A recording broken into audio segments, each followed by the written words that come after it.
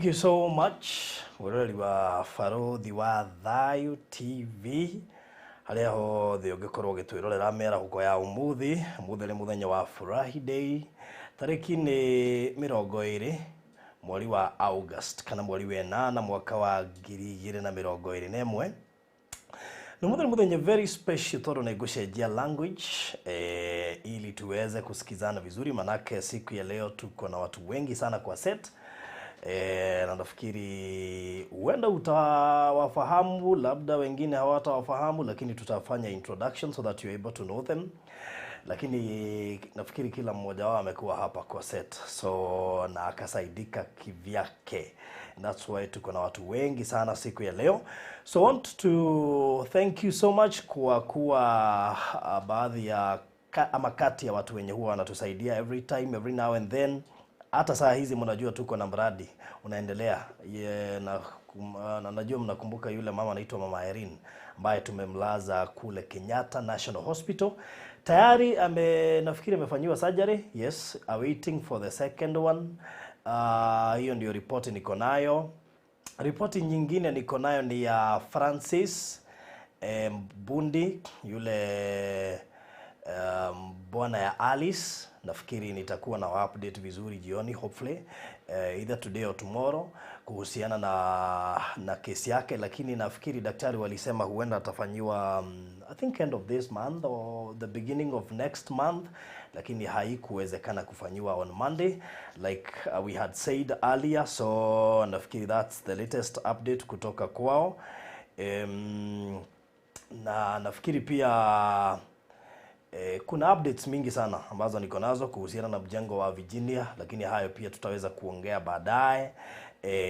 And of course we have a lot today to speak about. So nataka tufanye introduction mwanzo ili tuweze kuendelea. So karibuni sana. Asante sana.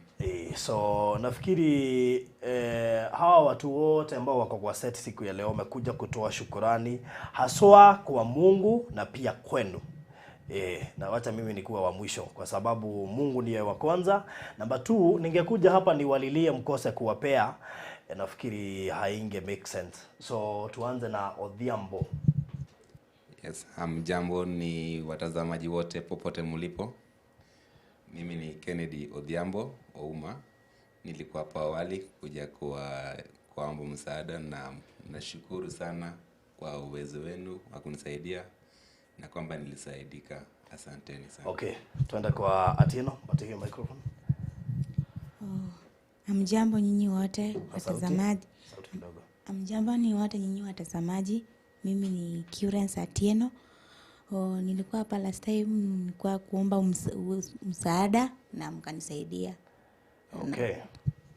All right, Pastor Garoya. Nashukuru Bwana kwa ajili ya wema wake. Naitwa Pastor Garoya. God bless you so much, na Mungu akaweza kuwatendea mema. Okay. Msaidie na hiyo microphone ili pia yeye akaweza kuongea. Najua kuishika ni tatizo, lakini anajua venye huwa anaihold, si ndio? Ma'am, habari gani? Nzuri sana. Uko salama? Kabisa. Okay. Karibia kidogo tu microphone ili tuweze kukusikia. Kwa majina ni Janet Muhaki, nimeokoka, Yesu ni Bwana. Na nimeshukuru sana kurudi hapa tena kutoa shukrani kwa yote alinisupport. Okay, good. Wabariki. All right. So we proceed to our brother here. Nafikiri mlimuona na signboard pale. Sijui kama ni archives. Hata sijajua exactly ilikuwa wapi. So ako hapa nasi siku ya leo. Na karibu sana my brother. Asante. Yes. So mimi naitwa Edwin. Sauti. Naitwa Edwin, lakini watu wananijua kama Magbi 254. Mimi ndo nilikuwa pale archives, na nashukuru kwa kila mtu mwenye alinisaidia. Yes. Sasa hii at least niko stable kidogo. Okay, na ukasema ukuje pia utoe shukrani. Okay, sawa. Turudi kwa Pastor Garoya. Pastor Garoya. I hope umewasikiza. Ni kweli. Na najua tutawapea nafasi pia ya kuzungumza. Lakini kabla ya yote, ujiraga niwe galimwe kwamba kwira Ngai nĩ thengio Nĩguo. na to ũguo tu no wega ona gũkĩmũragia kĩũria That's true. na harĩa toririo kĩũria mbere ũgakĩrigio nake Sure. wakĩmũhetũke handũ. That's true. Yes. Tungeomba alafu sasa tuendelee from there. All right. Baba, ni asante kwa ajili ya wema wako na fadhili na utukufu wa jina lako Mungu wa Israeli. Ya kwanza kwa ajili tumekuja hapa kusema ni asante kwa matendo yako Bwana. Wapendwa hao wote wako mahali hapa Jehova. We have a reason to give you glory, to give our praise, to give our adoration, oh God. We thank you even because of this TV, my Father. Tunajua mkono wako wa rehema utaonekana na ushindi wa jina lako Bwana. Ni asante kwa mtazamaji wetu ambaye anatuangalia saa hii na atatuona baadaye. Jehova, jina lako likajidhihirisha na likajitukuza Mungu wa Israeli. Lile jambo tumekuja kulifanya siku ya leo ni maandiko na ni kusudi lako kwa kila mmoja, kwa sifa na utukufu kwa jina lako. Na ni katika jina la Yesu Kristo mfalme mwema Baba tumeweza kuomba na hata kushukuru. Amen. Amen. Farodhi, kuna kitu kimoja nashukuru Bwana kwa ajili ya matendo ya wapendo hao wote. Na hata unajua mimi niko mahali pale tu. Yes. Because God have done great upon our life. Hey. Mahali pale Kitengela kupitia this TV tunashukuru Bwana kwa ajili ya matendo yake. Hata kupata platform peke yake. Hey. Kuna mtu nilikuwa namwambia siku ya leo, to have a platform is not easy. Yeah, It is by the grace of God and through the faith of God. Ninajua kuna watu watafurahia sana, walikuwa wameniambia si leo pastor wewe mhubiri na Kiswahili na Kiingereza. Na so Mungu amewasikia siku ya leo. Na tukiangalia in the book of Psalms 50, hatutaanza mstari wa kwanza. Tuanze tu mstari wa 14. Na leo Farodhi tutakupatia kibarua kidogo. Okay. Ukitusomea Psalms 50 from verse 14. Ninajua itaweza kusaidia watu wengi. Na kabla Farodhi aendelee kuangalia, unajua shida ambayo tumekosa kama kanisa ama kama wananchi ama kama mtu yoyote ni moyo wa shukrani. Yes. Na Biblia inasema ya kwamba hapo tutasoma mistari kama kadhaa. So umesema ni Psalms Saburi Psalms 50 from verse 14. Na hiyo Psalms 50 22 and 23. Sijui nitaisoma kwa unajua Biblia zenye niko nazo hapa. Yeah. Ni za Kikuyu. Ni za Kikuyu. Lakini maana tutatranslate. Acha nisome kwa Kikuyu. Soma tu kwa Kikuyu. Because I don't have anyone ya Kiingereza. Okay, ile Bible yangu si unajua ni ile. Yeah, ni ile. Naleta advert kwanza. Inakaa YouTube. Kuna mtu aliniambia atukikaa na Farodhi hauwezi ukaboeka hata kama ulikuwa na stress. Utajikuta tu unacheka imebidi soma. Unajua hizi Bible za siku hizi za app lazima ngoje advert iishe. Kwanza hiyo si uwezi skip. Hiyo lazima iishe. So Psalms 50 from verse 14. From verse 14. Lakini watazamaji wetu waangalie waende wasome chapter 50 yote. Lakini sisi because of our time tuangalie Psalms 50 from verse 14. Okay. Yeah. Haya, 14 nasema rutira Ngai igongona rĩa gũcokia ngatho. Na ũhingagirie ũrĩa ũrĩ igũrũ mũno mĩhĩtwa yaku. Na ũngayagĩre mũthenya wa mĩnyamaro na ndĩrĩkũhonokagia. Ũngayagĩre hĩndĩ ya mĩnyamaro na ndĩrĩkũhonokagia nawe ũngocage. Amen. Amen. Ukiangalia vile Biblia inasema ya kwamba unitolee ukisoma hapo juu, Mungu anasema sio sadaka zenu nahitaji na sio matoleo ama nyama ninataka kutoka kwenu. Mungu anasema kama ningekuwa na haja na nyama hawawi wa gani na ng'ombe wa mwituni ni mali yangu ningechinja, lakini kile ambacho ninahitaji kwenu ni moyo wa shukrani. Na kutimiza nadhiri ambayo uliagana na Mungu wakati wa shida. Na ukifanya kumshukuru Bwana na kutimiza nadhiri ambao ulifanya, ukiita Mungu wakati wa shida, atakusikia. Shida ya mingi ya watu kukosa kujibiwa maombi yao, hata sio dhambi. Our God is so gracious. Mungu wetu ni Mungu wa rehema mingi sana. Lakini kile kinazuilia maombi ya watu wengi kujibiwa ni kukosa moyo wa shukrani. Farodhi, nipatie 5 minutes nijaribu kufafanua hili neno. Tukiangalia katika kitabu cha Mwanzo, tunaangalia mtumishi wa Bwana alikuwa anaitwa Rachel. Na mimba ya Rachel Mungu akaifuga kwa muda mrefu. Lakini Biblia inasema ya kwamba wakati alilia Bwana, Mungu akamkumbuka. Akampatia mtoto anaitwa Joseph. Joseph ni kusema nipe kegine. Hakuwa na moyo wa shukrani. alipata mtoto hivi amemuita nipe kengine. Yaani jina Joseph ni kusema nipe kengine. Na Biblia hao ndio watu wenye sasa wako duniani hata. Yeah, hao ndio watu wako duniani. So wakati alimuita Joseph, Biblia inasema and God granted her. Mungu akamhurumia, akampatia mtoto mwingine. Wakati alipata mtoto mwingine, akienda kujifungua mtoto. Ya kwamba wakunga ama the midwife.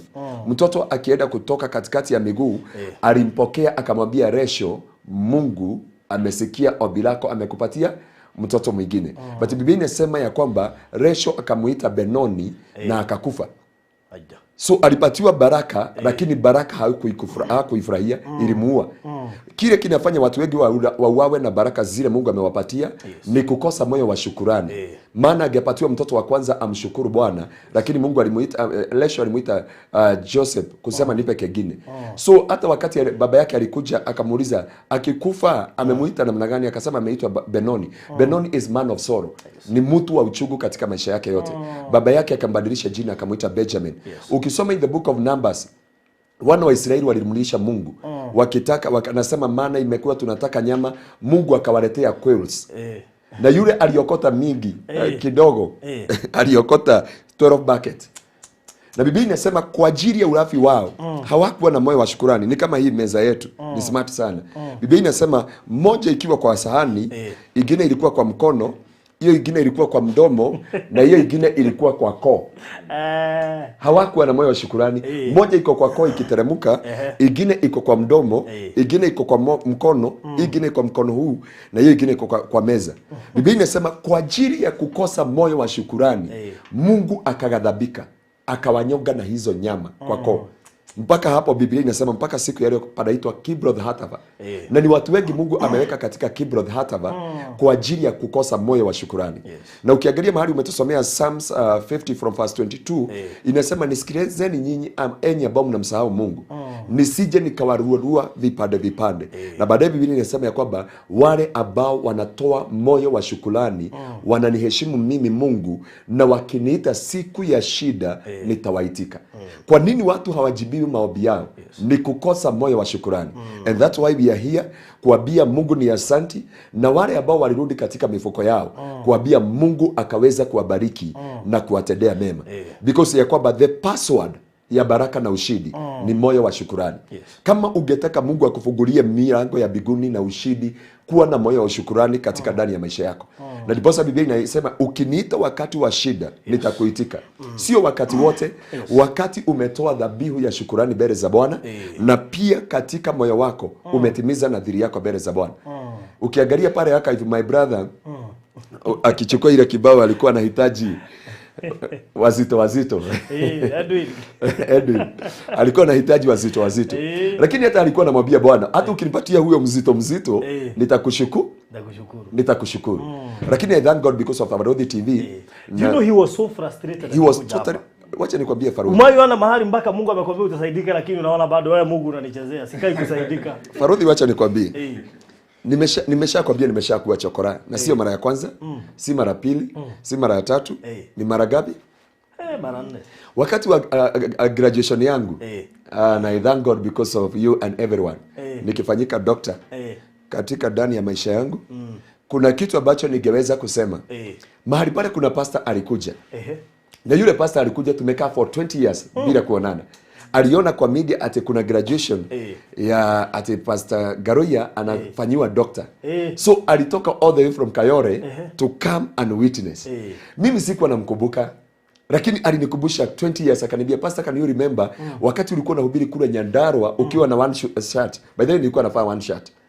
So one shirt kugenyesha, ningeingia katika blanketi na ile shirt.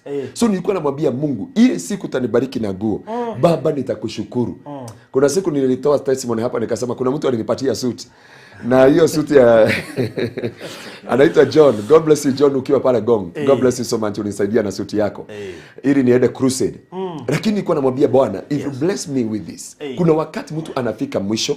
Nikifika kukula chakula ya mapipa pale Doromonte, kijiji ambayo ilikuwa inaitwa Dunia, kukaa pale Madharau Thika, na kukuja hapa kuna kijiji inaitwa Madharau. Watu wa Thika kama sijui kama hiyo Madharau ulikuwa unafanywa budget ukitembea kwa barabara. Sisi tuona tubadilishe, unajua nyinyi mko na nguvu. We will go. Hata kuna kijiji kingine Baruthi tunataka kwenda na hapa Ting'ang'a. Inaitwa Kamonyoge. Kamunyoge. Sasa ukiangalia Kamunyoge kuna hitaji kubadilisha majina. Hata kina gopu mabadilisha majina kadhaa. Kama kule Miharatu kuna kijiji kalikuwa kanaitwa Kanywabake, tunakaita Kanywabake leo, Kanywa Yesu leo. Kuna kijiji ilikuwa inaitwa Nyakanga. Sasa imebadilishwa jina. Hiyo jina inasaulika, kalikuwa kanaitwa Nyakanga. Because majina iko na nguvu yake. The names has powers. Na sio ya kwamba huyu brother yetu afike mahali pa kusema anahitaji wanono. Unajua vile natumia nikisema anahitaji wanono because hiyo kibao iko mpaka saa hii. There is a time unafika unakuwa frustrated. Unakuwa discouraged hata ukiambiwa kesho utakula. Si kuna mtu aliambiwa na Elisha hivyo. Kesho uga itakuwa inatoka shakeri mbili na nyama sitaonekana. Akasema hata Mungu mwenyewe akifungua dirisha za biguni it is impossible. There is a time unafikaga to that level. Unaona ya kwamba hata ukiambiwa leo utatembea, ukiambiwa leo utaongea, ukiambiwa nani angesema angekuwa kwa TV siku ya leo? Nobody. Angalia archive na mahali yako sahihi. Angalia picha ya archive na uangalie sahihi mpaka ana sign kuliko Pastor Garoya. Imagine hata unajua hata hiyo siku hata after kusaidiwa bado alikuwa sura inakaa na hasira. Iko na hasira iko ndani yake.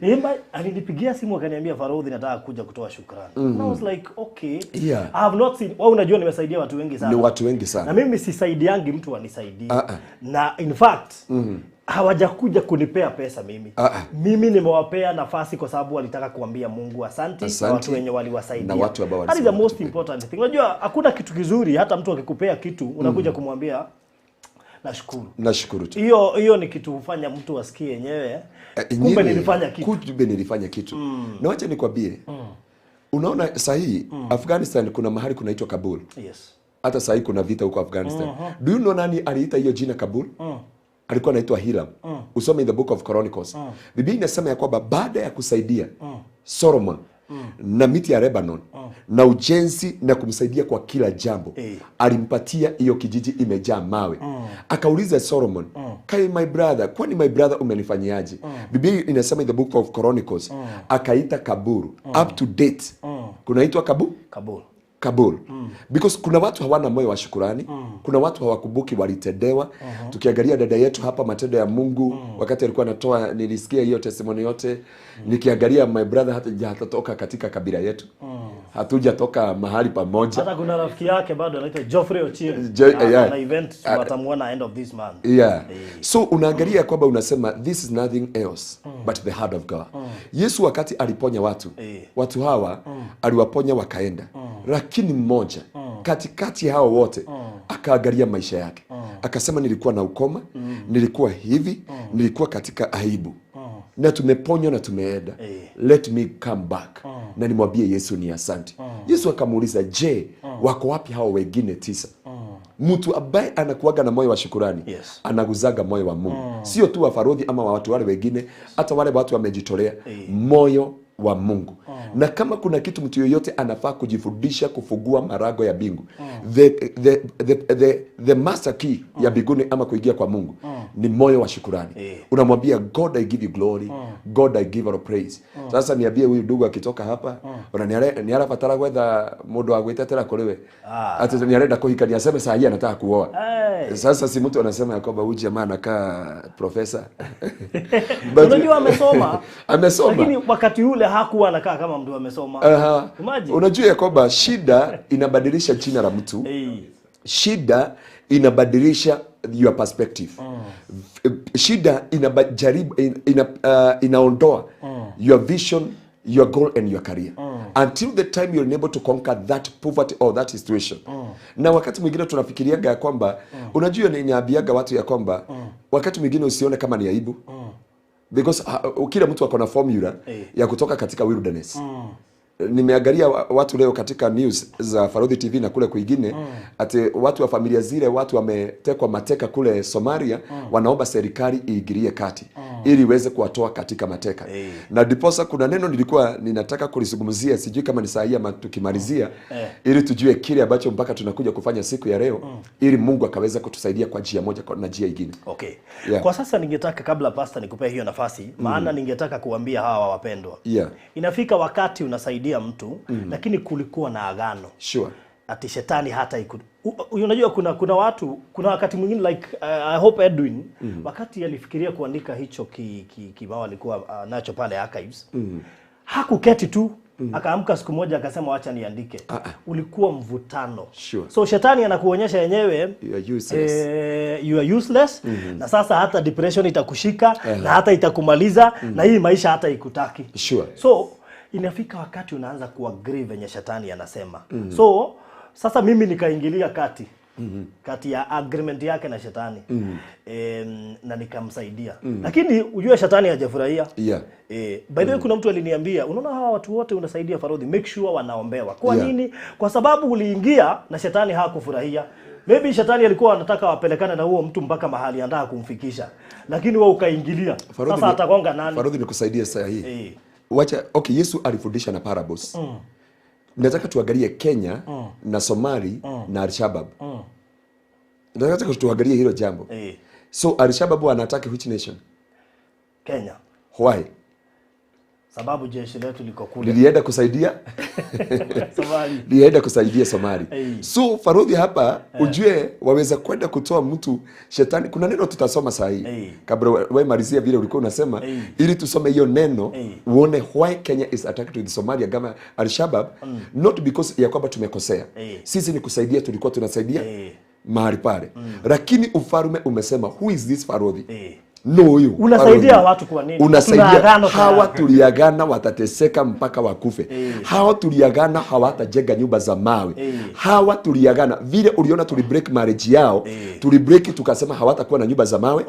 Huyu vile tulimaliza na tukamaliza wazazi wake, tulisema hakuna wakati watakaa nyumba ya gorofa. Na wewe uko makira nyumba ya gorofa na wewe ukaenda kujengea nyumba ya gorofa.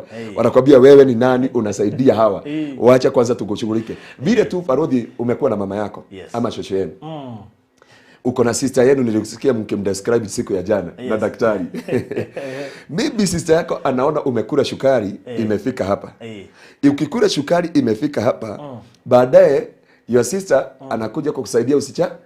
Mama yako alikuwa anafanya namna gani? Anaachana na Farodhi, wewe ndio unamsaidia hapa, kuja hata hapa. That's why it is good to pray for everything. And it is good to intercede for that. Good.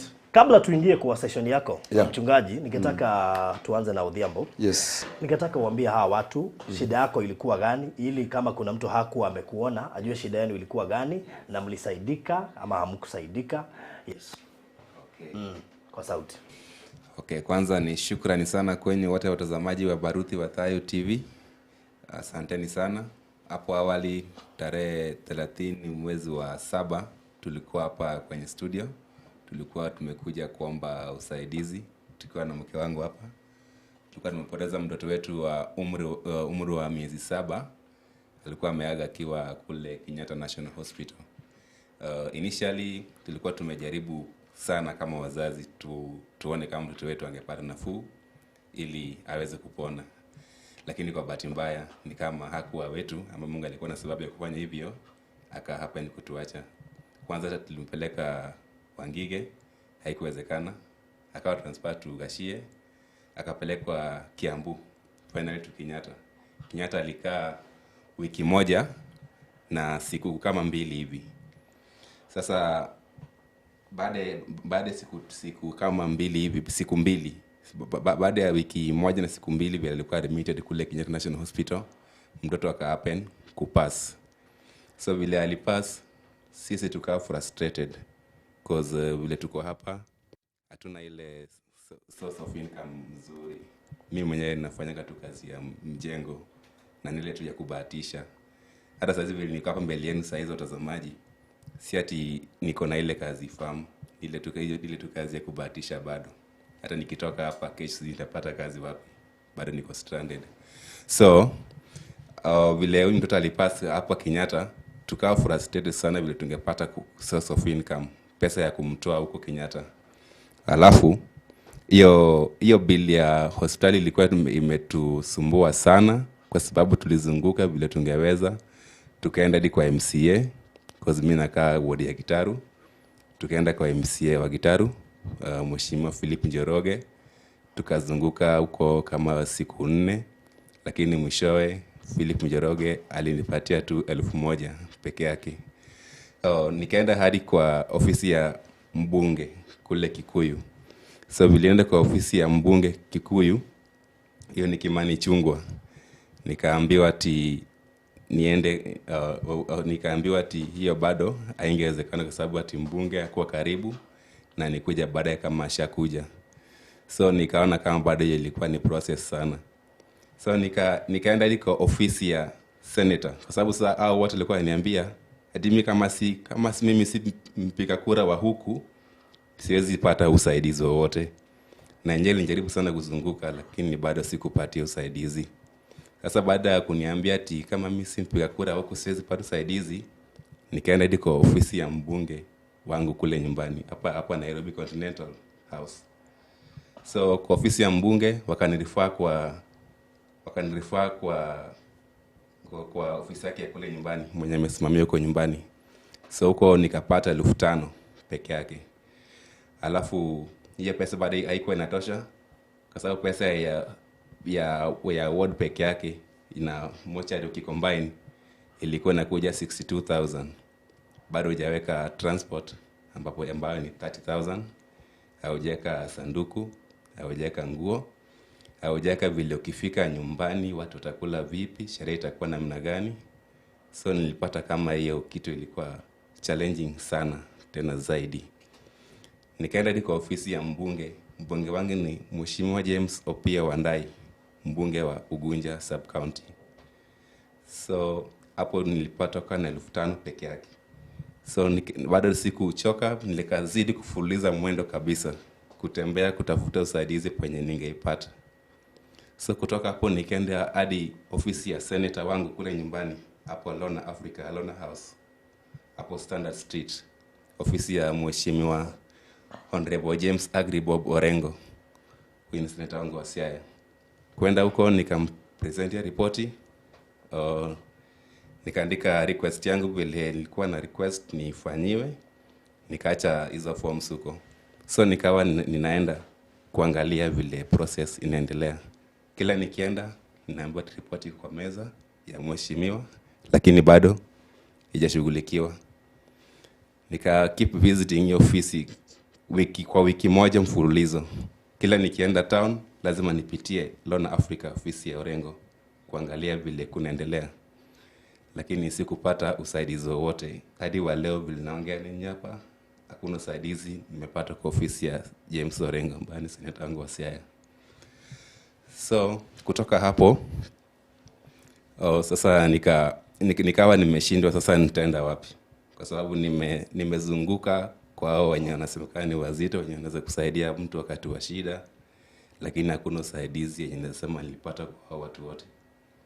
Hata kwa pia Wandai usipokuwa 5,000 hakuna usaidizi mwingine. Kwa James Orengo naye hakuna hata single cent yenye nilipata kwa senator wangu yenye nilimpigia kura, kwa sababu sasa nilikuwa nimeambiwa niende kwa kwenye nilikuwa nimejiandikisha kura, niombe usaidizi huko, kwa sababu alikuwa amesema ati hawezi kunisaidia ati kwa sababu mimi si mpiga kura wa huko. So kutoka hapo nikawa frustrated. Mtoto wangu saizi ako mochari, kwa sababu aliaga on 14th June this very year 2021.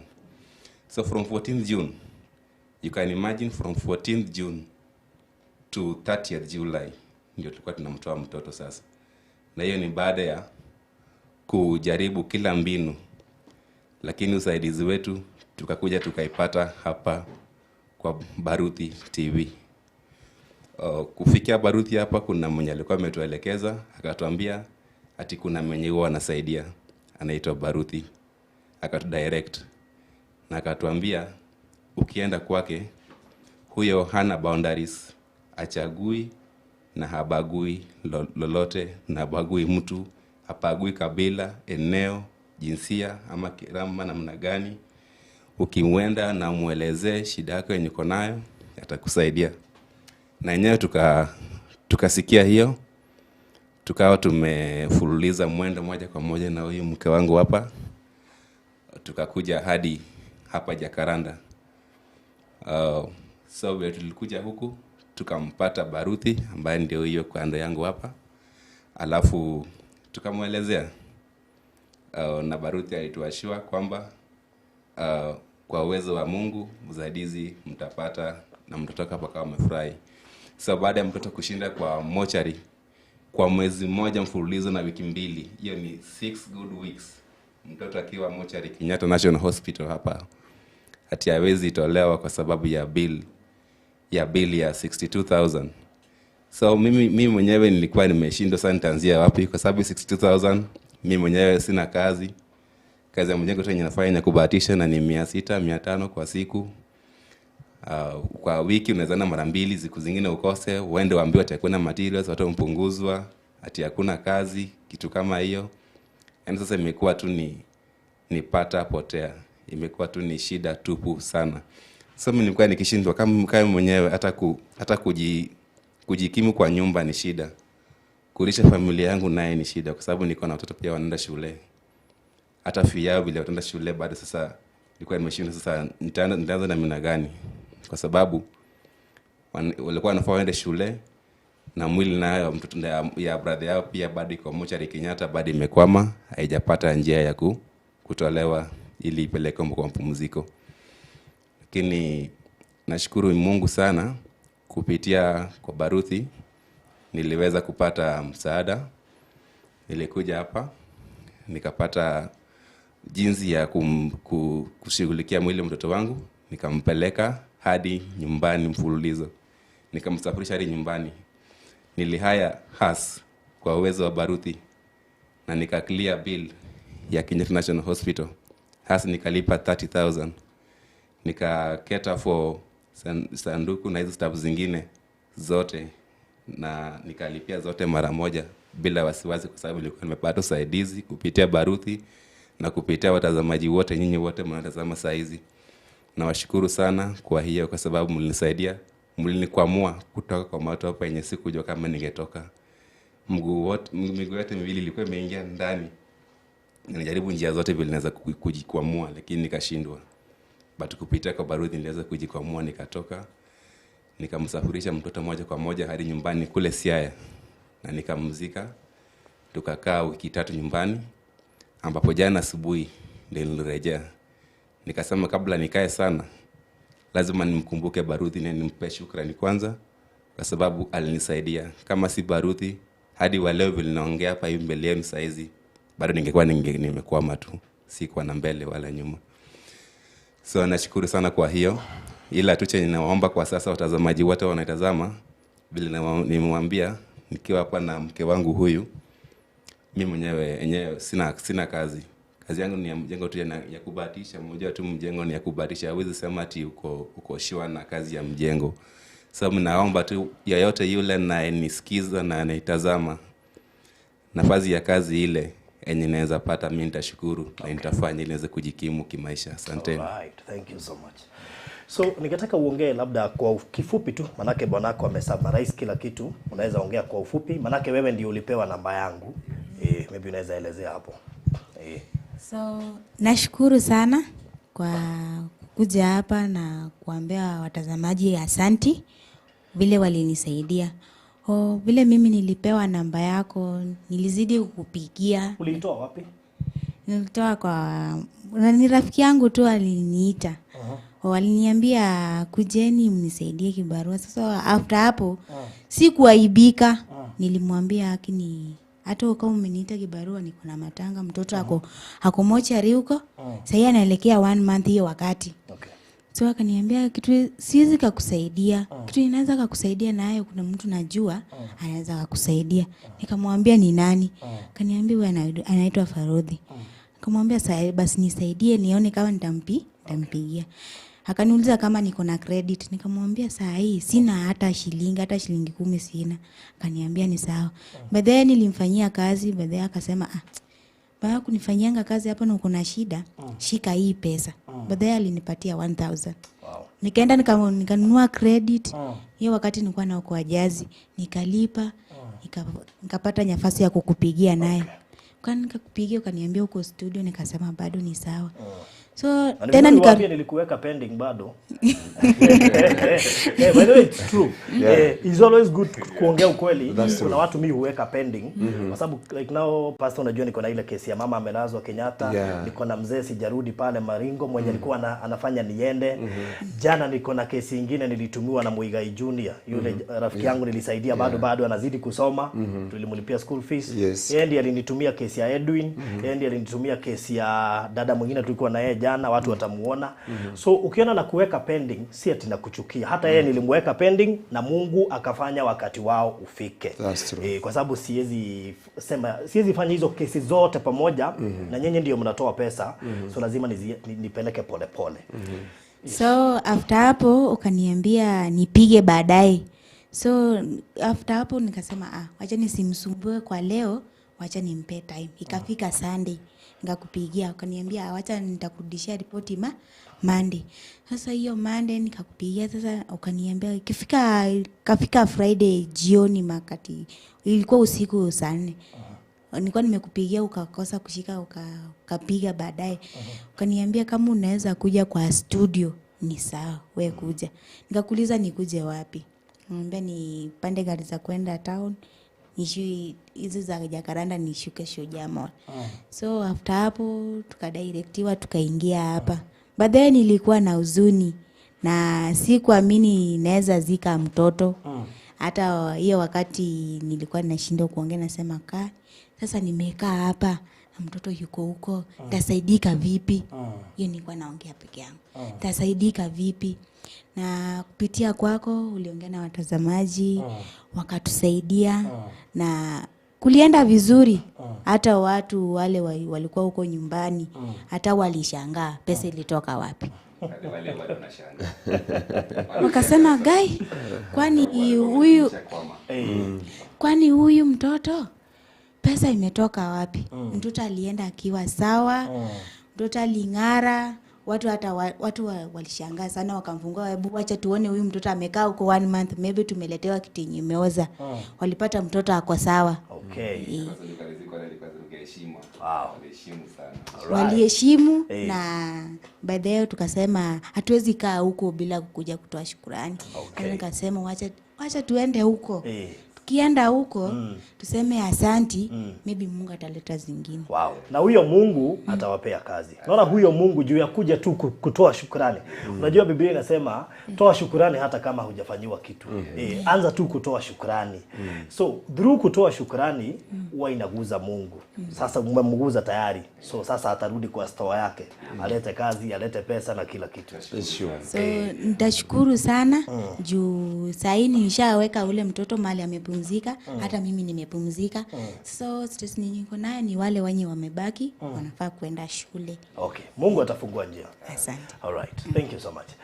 Haya, tuende kwa namuitanga my mom, maana kuna vijana karibu wananikaribia. Kuna vijana wakubwa huyu. Vijana watatu, hiyo namwambia hiyo ni serikali, security uko nayo. Msimuone hivi. So huyu mama alichomwa na bwanake katika mzozano wa mambo ya familia. Mzee alianza kuleta tusichana kwa nyumba, tunalala kwa kitanda yake na wamama. Sasa huyu si akajitoa. Sasa kumbe mzee anamrudisha cha lazima, na yeye anamwambia kwanza achana nao wasichana na nini. Mzee juu ya wivu akaona huwezi enda na mtu mwingine, akamwagia petroli na kiberiti, na kabla ya hayo alikuwa amempiga visu 3 kwa tumbo na mgongo. So huyu mama nikimuona hivi nashukuru Mungu. So na unakumbuka last time akisema bado hayo machungu yapo, na nafikiri pastor utamuombea. Maana alisema anaomba tu Mungu hata watoto wake wamalize form 4, hata akitaka kukufa akufe. So utakufa, utaishi kutangaza matendo yake Bwana. So utamuombea ili aweze tujaribu tu kupunguza hizo stress ako nazo. At least watoto wawili tayari wamemaliza, mwingine yako form 2. Lakini by the last time si alikuja hapa. Lakini nataka atoe ushuhuda mwenyewe. Watu walimsaidia akaweza kulipa school fees na nini na nimemficha mara 3. The reason as to why kuwa naficha mtu kama huyu mara mingi ama Kamondo ni watu wenye unaona huna njia kubwa ya kuwasaidia, but nakaa nikiwashikilia maana sitaki akufe moyo. Unajua niliwaambia kuna wimbo wa yule rafiki yangu wa Tanzania William Yilima anasema kuna watu waliona mtu wako na shida wakamwacha akakufa moyo, akapoteza imani na akaisha. So ukiona una nafasi ya kumpa mtu nguvu na kukaa ukimshikilia, usiwache afike kiwango cha kuona kama Mungu hawezi. So iwapo hata kama uko hapa na ni jirani yako, wacha hata hapa kwa Baruthi, jirani yako usitutumie, uache jirani yako akilala njaa. And the glory to God. So mam, utaweza kuongea? Ni sijui ni mruhusu ongea kwa Kikuyu, si ndio? Sitakuwa rahisi mam. Zungumza tu kwa Kikuyu. Thank you kwigai tondu wa kuhe muthenya ungi mweru na ngakorwo muoyo. Na ngongere gathauti. Sijui mshikie microphone tafadhali. Mtangangana. Utaweza? Okay, sawa. Thank you kwigai tondu wa muthenya uyu mweru atuhe na tugakorwo muoyo. Ni ndokite haha na ni ndakwandikire message, ni ndethire namba yaku ngikwandikira message na ngikwandikira ndahuthirite kiugo please tondu ndari mukinyu muico. Ni thina wakwa ni thire wa nyumba ndari naguo mieri 2. Mwana ucio wa form 2 kuingatwo cukuru ndari na balance ya nginya form 1 na rutha ici form 2. Nake Toni ni arekire form 4 ndio niwe ndatiga mucie. Nake Kevin ekire form 4 last year but 1 agithomera DJ no ndari ona kundu. Toni nake thaisi tugitigana ndari ara decide kiri arenda guthomera. Okay, na ni hindi yo kuma covid yoka ndaigite nduka kwi hindi ndokite kuri we ringi ukini support ukihoera musaada ngiambiriria gatuka. Ndukeo yakinyire handu irahara. Tugindo ndaguthaitha kwandikire message njukeri. Tutiari kindu gia kuria, dukane ya hara. Na mwana ni ngatirwo cukuru. Hau no hatumaga njuge ni nginyite muico wa gutura. Tondu ndire na mundu ngoragwo njitiriire aringira hwaini oke tuhe kindu tungiria. Na Ngai ni mwega ndagwethire ni ndikarire uguo aya waigire pending ndagwethire muthenya ucio no kinjira ndoke guka muthenya uyu ungi na ngira Ngai ni thengi. Ndiratariria gitumi kuri andu ngoragwo njigite hakuhe muno nigetha matigakue ngoro we na Kamondo na hakiri na ngeiga nona kire gitumaga njike uguo ni tondu wa mbere Kamondo ndarona uguo ndari mundu ungiuma na njira gutigo mukuire tha akorwo niwe muthuri waku ria gucinira moko macio ndungihota kwirutira wira muritu ndungihota kumagara na uga ahiye guku guothe njwire no weta ahire ahire kuma haha tiguo kuma haha guthii uguo alichomeka kila mahali kutoka hapa kwenda hivi. So sasa unaona mikono haezi fanya kazi.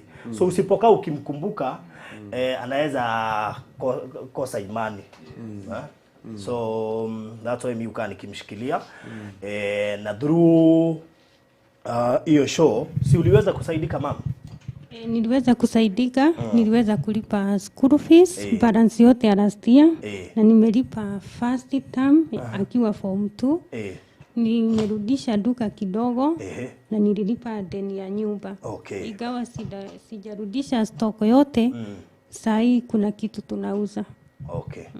At least najua kuna watu watazidi kukushikilia maana hawakuwa. Sijui kama unaweza waelezea brief kwa nini ulichomwa na ulichomwa kivipi? It's always important. Sitaki kuassume kila mtu anajua story yako. Mimi niliolewa nikiwa msichana mdogo juu after wazazi wangu kuachana mimi nilienda tu nikaolewa. So kwa nyumba tulikosana, nilipopata mtoto wa kwanza niliolewa nikiwa na hiyo mimba. Lakini alikuwa anajua, si eti ni kitu hakuwa anajua. After kupata huyo first born siku moja mimi alinipata, tulikuwa tumekosana na nikarudi kwa mamake. So alinipata kwa mamake akaniambia tutoe mtoto wangu sacrifice ndio tutajirike. Vita ilianza hapo. Tulikuja tukaachana, mimi nikatoroka juu ya hiyo maneno. So ndio ifike kiwango ya kunichoma, ni alikuwa analeta wanawake kwa nyumba, ananiambia niwapikie, niwafulie nguo mpaka za ndani, watu ninajua. Na hiyo kazi yote watu unajua mpaka saa hizi nawaonanga. Na mimi juu ya kuogopa kufukuzwa, sina kwa kuenda, na kuogopa kuchapwa, nilikuwa nafanya hiyo yote. Nawapikia, nawafulia, then wanaenda kukunywa. Mi sasa usiku akikuja, ananilazimisha tulale kitanda moja sisi wote. Siku sijaibishana na yeye. Mimi sasa nilikuwa nataka walale kwanza, na waambia ni mimi nitafunga mlango. So na mimi nilikuwa natoka nje. Naenda kulala kwa mwenye alikuwa ametupatia nyumba. Asubuhi 5 ninarudi kwa nyumba. Na watayarisha wanatoka, then jioni tu ni hiyo tu mtindo. So mimi siku moja nikachoka na nilipata mtoto wa pili, wa tatu. Ikafika nimechoka na kuvumilia. Niliamua nirudi kwetu. Kurudi kwetu sikupewa nafasi ya kuishi huko. Nilienda sasa kukaa maisha yangu. Nikaanza vibarua, Mungu akanibariki, nikaweza kujisimamisha. Na nikaanza kazi kubwa huku Maligikomba, ndio nilikuwa nauza. So ni kama yeye alisikia wivu, alianza kunifuata. Siku moja alinifuata nikiwa ninaenda job, akanitega nikaanguka chini, ndio aliniduga kisu 3 kwa mgongo na zingine kwa tumbo. Ni kama alifikiria nimekufa, but Mungu ni mwema, sikukufa. Nilienda hosi nikatibiwa, nikapewa ruhusa na nikarudi job. Sikuenda kazi sana, then tukapatana town. Akaniambia ulikataa kurudi kwangu. Nikamwambia sikatai kurudi kwako, kwanza tuongee na wazazi. Ndio ukatazwe kuniletea wanawake kwa nyumba. Hakuna kitu tuliongea sana, alinimwagilia tu petroli kwa uso na kuakisha kiberiti. Kutoka hapo ni Kenyatta, ICU, kutoka ICU ni Burns Unit, kutoka Burns Unit ni Ward 4D. Then nikapewa ruhusa. Okay, so huyo ndiye Janet, na unajua nikifikiria kuhusu story ya Janet naona vile ndoa zimeharibika, na vile kuna machungu, na vile kuna ile roho ya kuwana. Si unajua of late kumekuwa na hizo cases. So nikiona Janet naona vile Mungu anaweza fanya, because I believe kama Mungu hakutaka uuliwe na hizo visu, kama Mungu hakutaka hiyo moto ikuchome uishe, basi hakuwa amemaliza na wewe. It means bado anataka uishi ndio uone matendo yake, na tayari ushaanza kuwitness matendo yake. So we hope for the best for you. Najua nitazidi kukushikilia, na kila mtu atazidi kukushikilia, na pia maisha yako itabadilika. Sawa sawa. Lakini ikiwa kuna mtu anaweza pea huyo kijana wako DJ kazi, kama uko hapo na unaweza mpea kazi, mwingine anafanya nini isipokuwa huyo DJ? Shika microphone. So nini yeye tuko naye kwa nyumba. After kutoka form 4 last year hajasomea kitu. Lakini nilikuwa naomba yote anaweza mpatia kazi ndio aweze kujisomesha, ndio na mimi nibaki na huyu wa form 2. Nitashukuru. Okay. So yeyote anaweza kumpea kazi ndio aweze kujisomesha, ama kama uko hapa na unaweza msomesha college, ingekuwa rahisi. Haya, huyo mwingine ni DJ. Bado amepata kazi ama bado? Bado hajapata kazi. Okay. Ako tu home. Okay. So ikiwa pia uko hapo na unaweza pea huyo DJ kazi, pia ingekuwa muhimu, ndio pia waweze kusupport mom kwa njia yote ile. So thank you so much mom, pole sana, najua kila kitu itakuwa sawa. Sawa sawa. Alright. So twende kwa Edwin. Edwin, jambo Edwin. Mzuri sana. Salama. Ulitupa ile nini? Hapana. Ile acha niite signboard. Bado. Oh, okay. All right. So producer picha. Uko na picha. Sawa, kama uko na picha tuwekee hapo. So huyu ni yule Edwin. Najua mnaweza mkumbuka, alikuwa pale ni archives. Au ulikuwa archives? Depression inaendelea ikipungua. Okay. Kama mnakumbuka vizuri tuliweza kupata school fee yake yenye ilikuwa imebaki balance na watu pia wakakutumia kitu, si ndio? Si receive ka kitu wewe? Ukaniambia nimelipa nyumba sijui miezi 4. Ni 4, nimelipa 4. In case of unajua Nairobi. Hadi nikujitayarisha hata COVID ikaendelea for security purposes. Yaani mwanaume mjanja sana. Hata ukaoa in between. Unaambia bibi nishalipa rent. Endelea kukaa. So endelea. So watu walikuja through wakachanga na mimi unajua sasa at least sasa kwa sababu mimi nimesoma pia nimesoma mambo na financial literacy so lazima pia niweke at least akiba kidogo in case of situation. Kuna neno moja uliniambia ati na Farodhi ujue mimi si kama Omoshi. Mimi lazima nichunge chenye nimepewa ili iweze kunisaidia. Na ukanifurahisha sana. So there are few people who would not think the same. Lakini nafikiri ni juu umesoma lazima ukuwe mjanja juu maisha si unajua venye inakaa. So na pia nikapata kazi ya nauza kuna ni kampuni unajua Safaricom kazi yenye wanafanyanga ni kama ni ya sales, si wao wanafanya sales. So nimepata kazi ya kuuza internet.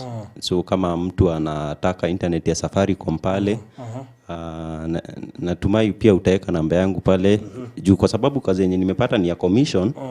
So tuseme nisipouza internet hakuna kitu nitapeleka nyumbani. Na pia kama watu wanatumia airtime, yani kama mtu anatumianga simu sana na airtime inamsumbua, pia kuna hizo services tunauza za postpay. Ndio after kuambia watu wakupea kazi walikupea. Very good. Walikupea wapi? Wacha tuwajue.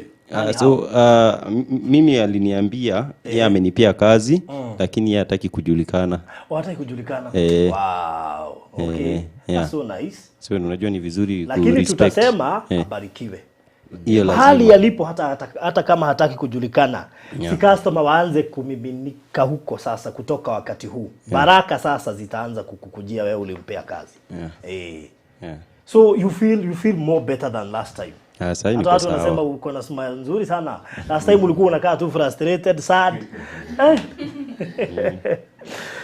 Maisha imebadilika. Maisha imebadilika. Wow, thank you so much. Ungetaka kuambia wenye walikusaidia aje na pia Mungu? Kwa sababu nilikuwa nimewaambia pia nafanya muziki. Tulifanya muziki moja na Muigai Junior. Iko pale YouTube kwa channel ya Muigai Junior. Na pia kuna nimeongea na watu wengine wamenifrustrate. Kwanza kama watu wa Eric Omondi. Kwa sababu unajua alisema ati kama uko na talent na unataka kusaidiwa, unafika kwa wanakusaidia. Yao kazi tukaongea kumbe hao wanataka pesa si ati ni kusaidia wanasaidia. So hapo ndo nilikuwa na nini kwa pia bado uongo ya watu bado haijaisha. So tulitoa muziki iko pale YouTube, tulitoa na Muigai Junior. Pia tukatoa na Wahome Giferu. Pia kuna Isaya Ndungu pia kwa hiyo wimbo. So kama watu wako na event kwa sababu tulitoa gospel kama watu very good. Unajua pastor hapo ndio nilikuwa nimengojea. Kwa sababu yeye alikuwa anatunga nyimbo za secular. Hapa lakini akaniambia kulingana na vile nimeona Mungu amenifanyia nitaanza kutoa gospel. Unaona sasa? That's great. Wow, that's so nice. Na nilisema unajua nikimpea platform sikujua anaimba secular. I didn't know by the way because I was in to help. Not to listen to the secular thing. Lakini Mungu akambadilisha, akamuonyesha njia ya gospel. Na nafikiri tutapelekana mbali. Every time ukitoa song unakuja tu advertise hapa ndio watu wanaiona pia kwa channel yako. Nitakupea hiyo platform. Sawa. Lakini continue with the gospel. Unajua kwa Mungu, si umeona venye Mungu amefanya? Endelea na gospel na utaona mengi mazuri. Na pia tunashukuru Muigai Junior ndiye alifanya tujuane na wewe na bado jana alituma mtu mwingine Thank you. Unajua Muigai Junior tulimsaidia, lakini kumbe yeye hakutaka kusaidiwa peke yake. Bado anazidi ku raise watu wenye ngetaka wasaidiwe pia. That's the spirit tunataka. Na pia kusaidia wengine. So thank you so much Edwin. Tunashukuru sana na uzidi pia kuutia wengine nguvu na waambie yenyewe kuna maisha na kuna Mungu pia. Kwa sababu wewe ulikuwa umefika mahali kiwango cha ulikuwa katikati, hujui kama kuna Mungu ama hakuna, maana kuna vitu ungekuwa ashakufanyia badala ya kukaa vile ulikuwa umekaa. Sawa sawa. So thank you so much. Good. So nataka turudi kwa mchungaji. Acha nizime hizi ndio ziache kutoa kelele. Ndio turudi sasa kwa mchungaji. Hata hiyo nafikiri producer utaichukua ndio isitoe kelele sana. So pastor, welcome back. To God be the glory. Nafikiri sijui show ya leo ni kama iko hapa. Unaona aje? Acha tuendelee. Hata Mungu alipanga show ya leo itakuwa hii. To God be the glory. Amen. Sasa ninashukuru Bwana kwa ajili. Tumutumia unaoneka ari muthaka. Ngoma ke mono hatu. Tondu ira ngoma ne koia konoha. Ndakwirire ngoma ya wiru gukira we mwenyewe. Igwagira wiru nginya we. Ndio kire muthuri unge araugire ni akoite no aratiga ndeka marwa ate. Ithi ingi ciothe ndetikiri no ndagwitikira mutumia ke ate. Aike. Na undu ucio ngatia Ngai. Nginya ne this man. No na nginya riri na hindi ari muiru muno. Ndakwambia na njwire ari cagi ungirora gande no ri ungirora nginya mbica iyo ri amenyite haria akaibu-ini ri no wone how ndungeyekete. There is something God have already done and we have a reason to give the Lord the glory. Together with our brother here. Nimewapenda sana kwa ajili hiyo amezunguka akitafuta msaada. Na akanikumbusha wimbo ilibagwa na rafiki ya Baruthi alikuwa naimba akasema ya kwamba nilienda safari kutafuta amani lakini dunia kila kona ni kilio. And I thank God because of this Baruthi TV is a praise ya kwamba we never value ya kwamba huyu ametoka kabila gani. Kuna yule brother mwingine niliacha hapa anaitwaje yule nani Geoffrey Ochieng. Na bado kuna huyo mama kwa hospitali pia ametoka Machakos. Ametoka saidi za Machakos. Na tunashukuru Bwana kwa ajili ya hayo yote matendo. Na Mungu aweze kukubariki. Because ya kwamba hata brother hukujua anaimba nyimbo ya Sakura. Wewe ulienda direct kusaidia. Maana ukifika ni kusaidia mtu, usiangalie chochote chenye huwa anafanya. Those people have helped hata earlier. Zingine hata sijai waambia. In fact nikiwaambia kila kitu wenye walikuwa wanafanya utashtuka muulize Ngai na tukamsaidia. Because when you go to help wacha kuangalia some weaknesses. Because those weaknesses huenda zilikuja kwa sababu ya shida. Na wacha Baruthi niseme hivi jinsi ya kusaidiana. Mimi nimekwambia nimeshakuwa chokorasi mara 4. Mashida yameshanikaria na ili Mungu anibariki. Nilikuwa na kanisa tukitengela. And God told me last year December 2019 kabla COVID-19 kukuja. Nilikuwa nahimisha kanisa mahali unasikia ile unajua hizi tulikuwa tuna bargain tuuziwe 4 million. Yule ambaye tuna bargain tuuziwe 4 million yeye anawekelea 24 million na 4 million hatukuwa nazo. Kwanza tulikuwa nazo cash. Na yule anawekelea 24 million hapa na hatukuwa na another alternative to do. But Mungu akaniambia chukua mzigo wa kusaidia orphans and the needy. Tumeenda huko Fagaria mara sijui kama ni 2 kusaidia wazee na tuko na shule kule Nyeri ukielekea na Nyuki na Kitegera na wapi na kona zote na Kayore. And I have seen God through this. By the way I have seen God through this. Na sio ni vizuri kupatiana na pia kuponya mioyo ya watu. Kwa maana hao si kuwasaidia uliwasaidia, uliponya, ulisaidia, ulifanya mioyo yao ipone. Kuna kitu dada huyu amesema, unajua mimi shida yangu ni kushika sana. Amesema hivi, mtoto tulimlaza vizuri na tukampumzisha na mimi pia nikampumzika. Okay. Kwa hiyo ilikuonekana ilikuwa ni mzigo na jeraha na kidoda. Ukiangalia vile brother amesema hapa because they are my brothers, ukiangalia ile ofisi zote ametembea according to those titles and those names and everything. Waweza kusema sijui kama hii dunia tuko Europe. Na nataka pia imagine fikiria amezunguka hizo ofisi zote kutafuta 65k. Na nikwambie pesa zile ziko kule sisa mtu anatoa kwa mfuko. Unishike kwa hekima tu. Si pesa anatoa kwa mfuko ya kwamba ataharibu budget yake.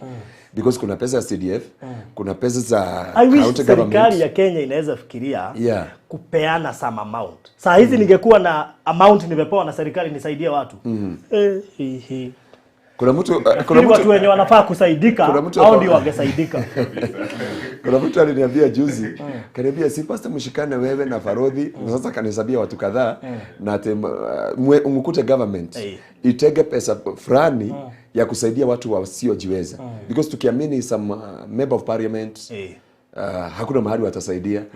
Because watakuja waseme ya kwamba for example hakuna wakati unaambia mtu ya kwamba akisaidia dada yetu nipatie namba yako, uwapatie namba yako, baadaye zikuja hii. You give the number ya kama ni ya dada yetu unapeana direct. Sasa hiyo ndio namba yake. Exactly. Unaipin hapo chini. Tukiangalia kwa kina nani? Nilikwambia kitu moja pastor, na ni vizuri umeguza hapo. Hii maisha tunakaa sio maisha ya kujitajirisha. Unaweza kaa vizuri na jirani yako ni maskini, and I always feel bad kwa zile estates zimekaribiana na vitongoji duni. Because I would not feel well nikiishi hapa mwingine anaishi the other side na sasa kuangalia jirani yangu ni nani. Because utaishi vizuri sikatai, lakini mbinguni itakuwa the same kwa sisi wote. Alafu Farodhi nikuulize, Githogoro iko pande gani? Githogoro iko pale Runda. Iko karibu na Runda. Nataka tuangalie utajiri wote uko Runda. Au matajiri wote washikane.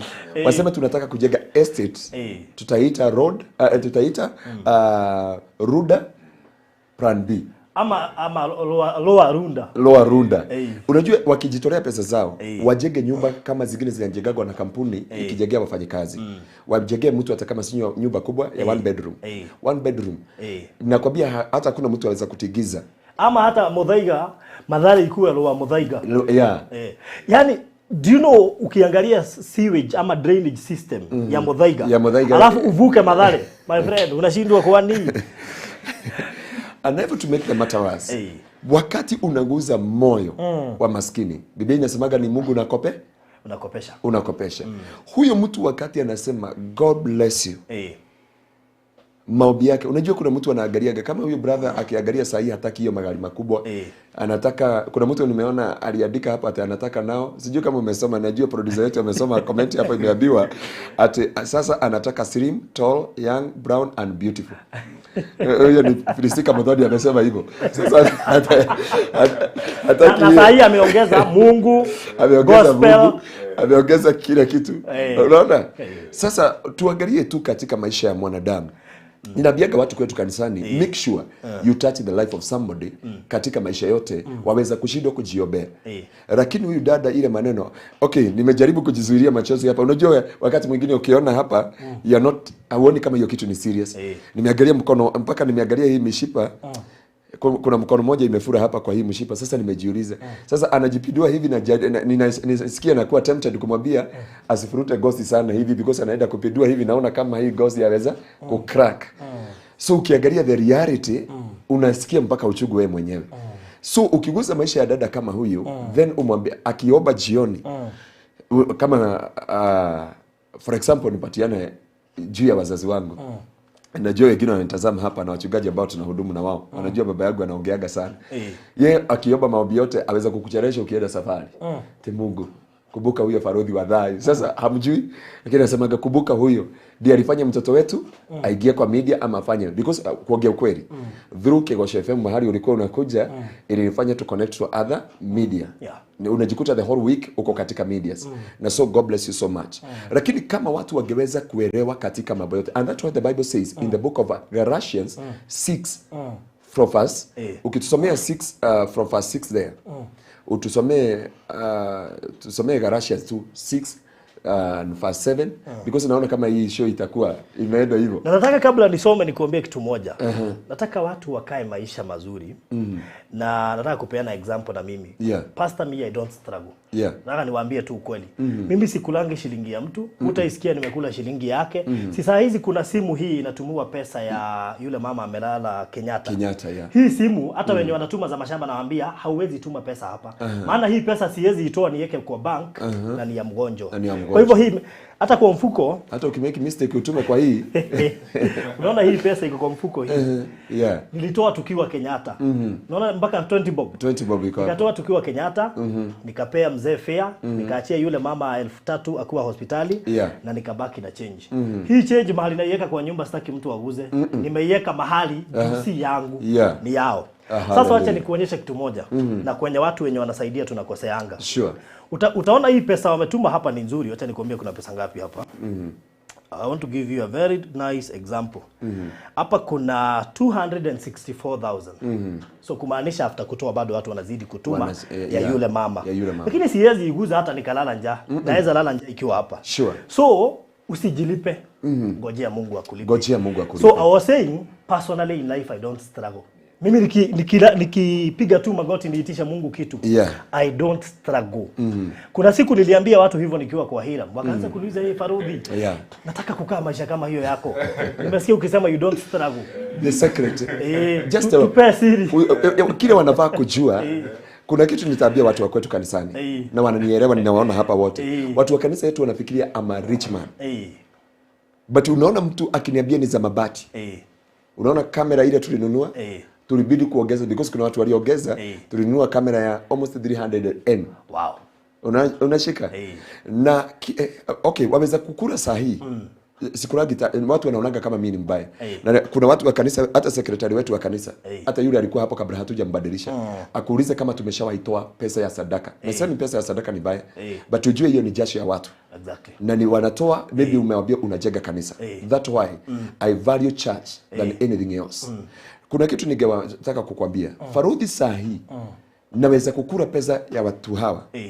Na watu waone ninaendelea ninunue gari, niongeze gari nyingine, niongeze katabi, niongeze mambo makubwa na uone. Hata ukitaka kujenga manyumba ya kuuza. Na nyumba ya kuuza. Lakini gojea.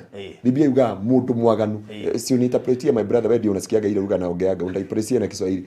Mundu mwaganu ndagakua atari muherithia. Yaani mtu ambaye nimewapenda sana. By the way nimependa wapende. Hao wote sasa naweza kuwa natamani kutembea na wao kila mahali. Ya kwamba mtu ambaye anafanyia hivi hata lara kaburini. And that's why people unakuta ya kwamba na si vizuri. Kuna wimbo uliwekaga tukiwa Kigosho FM. Na leo tunataja lakini it was mahali tumetoka. That is my, you know, Kigosho.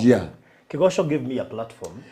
Na then, out of that platform I can say Mungu, kuna mahali Mungu alitaka nifike. Uliweka hiyo wimbo tulihubiri. Ukaniambia pasta kuna wimbo hapa ya Muigai wa Choroge. Ukaweka aga Kimedero. Familia ya Kimedero tumedera kabisa. Yaani kumedera ni ile kufinya kabisa. Tufinyani kabisa. Kama ile anitakufinya. Tufinyani kabisa. Nitakufinya. Hiyo ya kusema tutafinya. And then wakati uliweka ukaniambia by the way ama that why people are atuseme watu ambao kwanza kuna katoto. Sasa hata mimi nimeleta mahitaji yangu. Kuna katoto kako na hapa Gatondo. Kamegojeka kansa kanaidaga only Saturday. Hakaidagi chemo. But from Monday, Tuesday, Wednesday, Thursday. Nilienda kukaombea juzi. Nilitoka huko hata sikukula. Hiyo familia walikuwa wamepika lakini although mimi sikulagi kwa watu na siko baya. But nikwambie hivi. Unaona watu ambao wana corrupt mali ya Kenya. Watu wanakufa kwa ajili ya COVID-19. Watu wanateseka because kuna vaccine zilikuwa za diabetes, zilikuwa za kila kitu. Ni kama vile nimeigiria mambo ya Nyandarua sana mpaka watu wanasema ninasimamia na Faruthi waambie watu wa Nyandarua hakuna kitu nataka because all the politicians wanafikiria hata governor aliniita jana.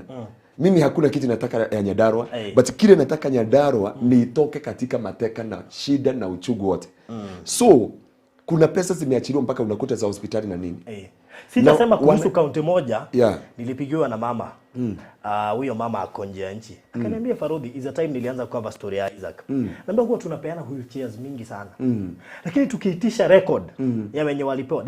A certain county government sitaitaja. Wakipewa, wakiitishwa record za mlipea nani? Kumbe waliuza. Watupatie. I wish kama waweza kutupatia because tupatiana records mpaka mimi kwetu tunahesabu mpaka shilingi 1 bob. Tupatie watu because hatutakanisha. So what I was saying pastor, kuna watu wanasaidia. Unajua ukisaidia record yako inaenda mbinguni. So Mungu hata simamisha baraka kwa sababu ile pesa haikufanya venye ulitaka ifanye. Wacha Faruthi nikusaidia hapo. Hata kama mtu atachukua pesa zako aende akafanye ukahaba nazo. In heaven there is record. Ulifanya vyema. Hapo neno ambao unatusomea kitabu ya Galatians 6, 6, 7 and 8. Na hapa nikwambia kwamba Faruthi ndio nimesema kindly Mungu akubariki sana. Because ya kwamba kama waweza kukula jasho ya watu. Sasa hii tutaona, si unaona governor vile anasema governor ni wabaya. Watu hao wa serikali wanaendelea vizuri, but kumalizia kwao wanamalizia vibaya sana. Na hiyo ndio mtu anafaa kuangalia sana. Kumalizia kwako.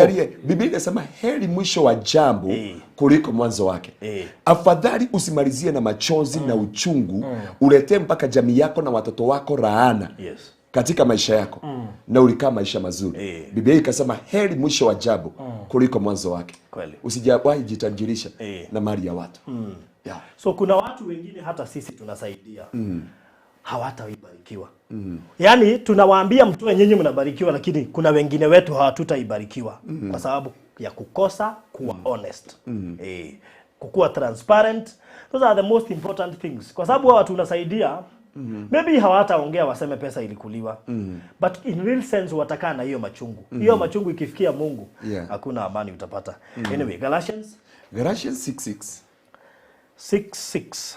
Alafu usome 7 and 8. Okay, inasema mundu wothe uria urutagwo uhoro wa Ngai ni agayane indo ciothe iria njega na muruti. Mari wa mugwanja. Mutikana henio Ngai ndangenyururio. Mutikana henio Ngai ndangenyururio. Kiria mundu ahandaga no kiagethaga. Ikorokia hukiada. Mundu uria ahandaga maundu ma gukenia merirĩria ma mwiriri ucio kagetha kwanangika kuria kumanaga na maundu macio. No uria ahandaga maundu ma gukenia roho ri ucio kagetha muoyo wa tene na tene uria umanaga na roho. That is the word of God. Inasema God never mocked. Mungu hadhihakiwi. Chochote mtu apadacho ndicho atakachofuna. Akipanda ukorovi atafuna ukorovi. Na hapa ndio ninawaambia watu wote ya kwamba waweze kuelewa kutenda vyema. Na usiwahi katika maisha yako, Mungu hadhihakiwi. Whatever unafanya kwa siri ama kwa wazi, one of the fine days you'll come to live. Na hiyo hainaga shortcut katika ndani ya maisha ya mwanadamu. So katika maisha ambao unafanya, unasaidia watu, unasimama juu ya maisha yao, unapigana vita juu ya maisha yao. Hata Muigai wa Njoroge alima akasema Gaida kare kokome berera-ine. Mungu hata kubali ulale kaburini. Wacha leo nitafsirie Pastor Baruthi. Utashaete ule wanashaithia riangi. Kama hujateseka vile umetesa ama umefanya watu wale wengine walie katika ndani ya maisha yao. Na so mambo yote unafanya katika ndani ya maisha yao. Biblia inasema ya kwamba jifundishe kutenda wema. Wakati wa kutenda wema haudumu milele. Wakati wa kutenda wema haudumu milele. Kwanza hiyo song inasema ginyoto igete bure wanagithia riangi. Yeah, vile umefanya wale wengine wapiga duru vile utapiga duru mwenyewe vile ulifanya watu wapiga duru. Unapigisha duru. Na so you must know ya kwamba mambo yote unatenda hapa duniani. Mambo yote unafanya katika dunia hii na katika maisha ambao unaishi. Kuna kitu I want even politicians to imagine umepewa wheelchair uletee mtu ako na haja. Imagine ni wewe ukuwa ndio unahitaji wheelchair ipatiwe mtu mwingine. Ungetaka yule ya kutritaje? Because I mean huwezi kalia hiyo wheelchair for now. Ipatie mwenye anastahili. Kuna kastuli kalikoga kanaogewa. Mtu mmoja akafanya accident. Kijana mmoja akagongwa na gari. Daktari akapigiwa simu akasema kama hakuna pesa. I cannot attend that na hatuna hiyo shughuli na hatuna whatever. So wakati daktari wanamlilia na well wishes wa ambulance juu nini, baadaye dia alikuja akipita kwa hivyo hakutaka kujua mtoto ni wa nani ama ni whatever. And after all akitoka ndivyo alikuta jina ni mtoto wake. Na ameaga. Alikuwa na uwezo wa kusave maisha ya mtoto wake. So nikwambie katika maisha yote unaishi, kuna mambo unafaa kuangalia katika maisha. Watu wanaonaga kama mimi ni mjinga. That's why unakutaga nikienda kidogo unakuta naingia Facebook. Kama hata nikigraduate, kabla nifanyiwe graduation, nilipost audio in Facebook, in WhatsApp. Nikasema kama kuna mtu nimeshawahi kosea, anisamehe. Na kama kuna mtu nimeshawahi kosea, ameshawahi nikosea katika ndani ya maisha yangu, anisamehe, because mimi hata ukinikosea siwezi nikaona kama umenikosea, na nimemsamehe katika mambo yote. Because ya kwamba kuna jambo waweza kufanya katika ndani ya maisha yako. Unajua kuchukua doctor sio kitu ate by the way, but one day it will cause me to suffer. Na it will cause my generation to suffer. Na ningetaka tuangalie one tribe in the Bible. Uangalie tribe kama ya Paul, ya Saul, vile wali end up katika maisha yao. Uangalie watu wote ambao walitesa watu katika Biblia. Angalia Ahab na mke wake Jezebel. Vile watoto wake walimalizia vibaya sana. Na uangalie wakati Ahab alikiri na akatubu, Biblia inasema uovu wa Ahab sitauleta wakati wake, nitaleta wakati wa watoto wake. Kwa hivyo jambo lolote mtu anafanya hapa duniani iko na reward yake na iko na makusudio yake. Utapata utajiri, hatukatai. Lakini si utaachia watoto wako wataishi kupigana milele. Kuna mambo unafanya katika ndani ya maisha yako unakuta ni kama ile story, sijui kama ilikuwa ya Murang'a ama ilikuwa ya wapi. Wale waliua ndugu yao wakiwa watatu na wakafunika kwa kahawa na hiyo story ikaisha. Wakatafuta, miaka ikaenda, miaka 10 ikaenda, after kitu 18 years ndio wanakosana brothers. Wanaambia goko guthango gatora toragire ng'ani ya witona tukimuthika. Uzuri kuna watu walikuwa hapo nyuma ya hiyo building. Wakati walisikiliza wakalipiga ripoti. Sijui kama walikuwa ujenzi. Hao jamaa sasa wakati walishikwa wakafinywa ile kufinywa na huyu akafinywa kabisa akasema ndivyo nilisema. Ndivyo nilimwambia. Na kwanza akakutwa amemtumia message. So walienda wakatoa brother yake. So hata kama waliua brother yao asichukue shamba wagawane nini, saa hii wako kamete. Ilienda hivyo. So ni vizuri kujua kwamba to do good na kutenda makusudio ya Bwana. And the Bible says in the book of Matthew chapter 5, inasemanga blessed are those who are merciful because mercy will be shown unto them. Baruthi ni kuonaga tao gathie matu-ini no ko ndurugamite wega. Ndio ndurugamite wega. Na mimi gutiri mundu mukinyaniru. Hakuna mtu, hata Yesu aliitwa Yesu mwema, akasema ya kwamba, na ndipo Mungu akaweka hii mambo mawili.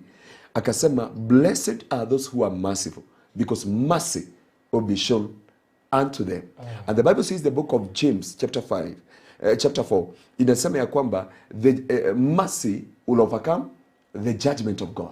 Kwa hivyo watu ambao wanahurumia watu wale wengine, ya kwamba sio tu kuhurumia watu tu, hawajui kile ambacho wanafanya katika ulimwengu wa kiroho, but katika kitabu cha uzima, because mbinguni kuna vitabu 3. There is a book of life, there is a book of remembrance, and there is a book of deeds.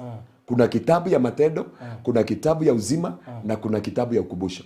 Na ukitaka kusoma hizo zote, zingine ziko in the book of Malachi chapter 3, zingine ziko in the book of Daniel chapter 12, na hiyo ingine iko Revelation chapter 21.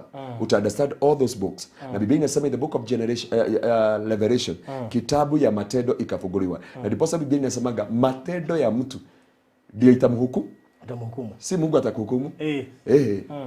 Ni matendo ya mtu itakuhukumu.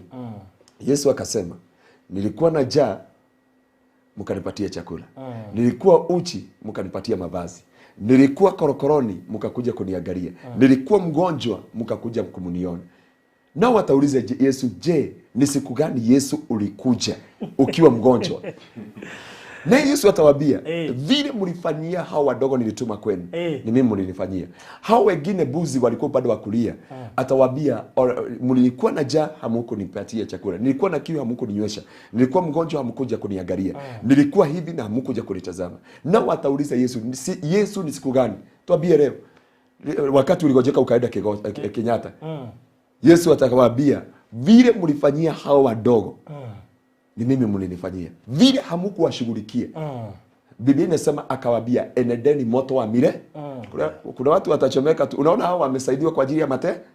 Wameingia katika uzima wa milele, maana ya matendo yao. Na hao wameenda katika moto wa milele kwa ajili ya matendo yao. Walikuwa na uwezo, lakini hawakusaidia. Kuna wengine wanasemanga, mimi siwezi nikasaidia mwanaume ako na ndevu mbili. Kuna mtu anasemanga, mimi siwezi kusaidia mwanaume. Unajua hata washirika wanasemanga, mimi siwezi nikasaidia mwanaume amekataa kuja huku, ana shida huku akipayuka akihubiri. Lakini wakati utapatiwa, kuna mzee mmoja sitamtaja jina hapa, na Mungu akamfanya mchungaji. Hata saa hii anasemanga, Mungu ukimwambia aongoza maombi hapa, anaanzaga hivi, Baba nisamehe tu mahali nilikuwa nasema wachungaji ni kupayuka tu.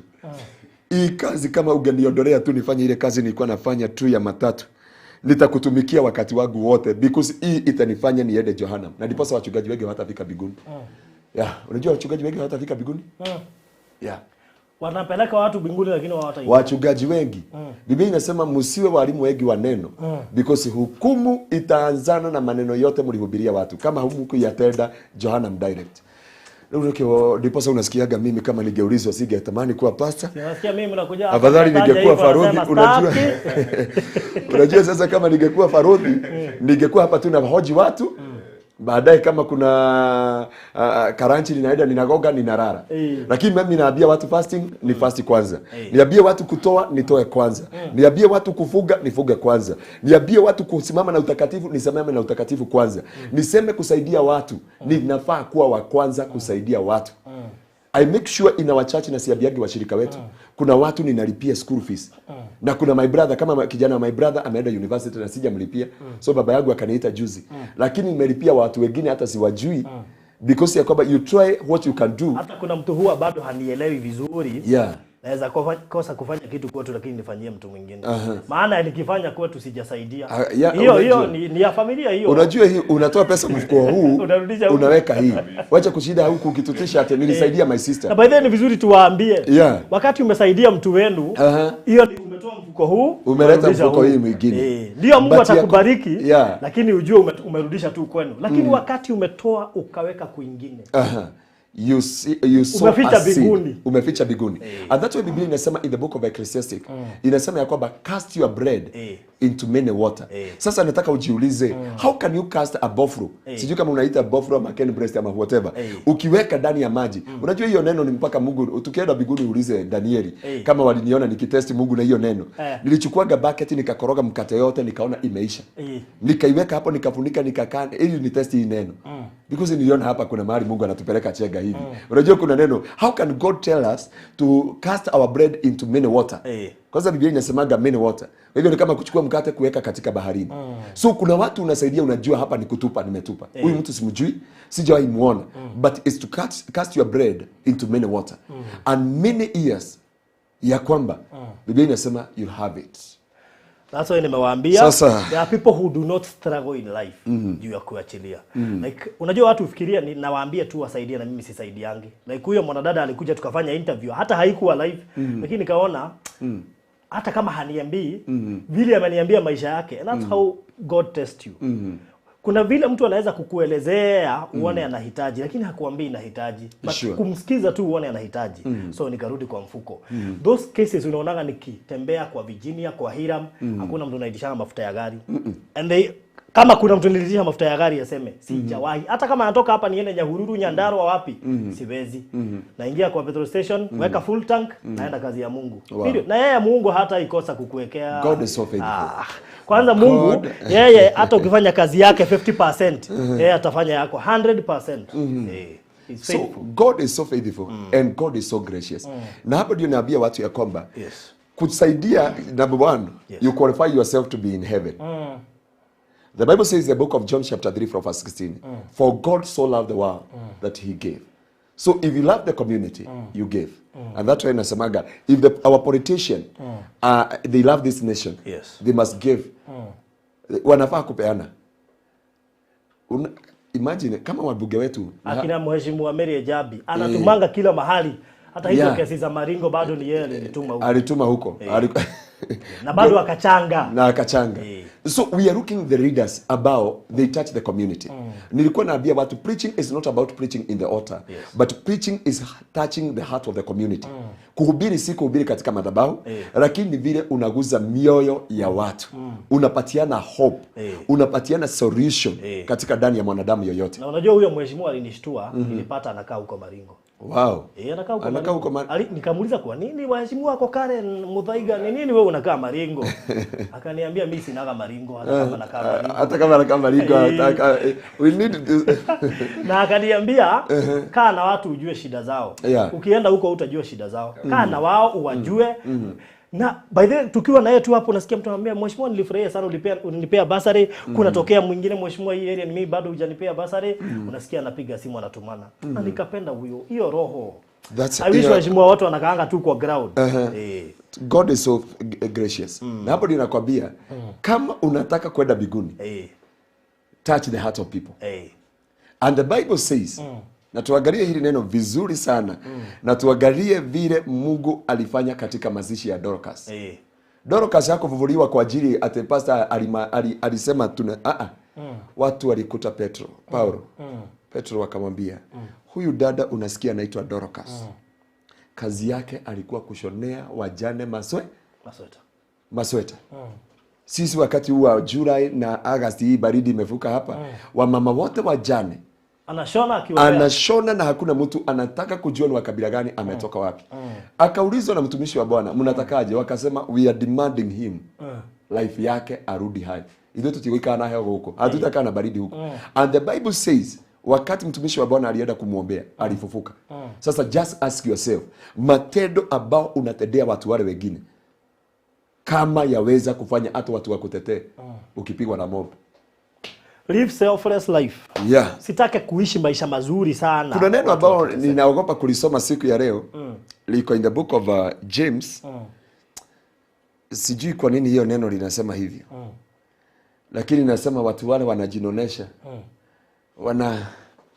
I, me, myself. Biblia inasema wanajinonesha kwa ajili ya siku yao ya kuchinjwa. Musome in the book of James chapter 5 from verse 1 there mkiteremka hapo chini. Biblia inasema hao watu wanakataa kulipa watu mishahara.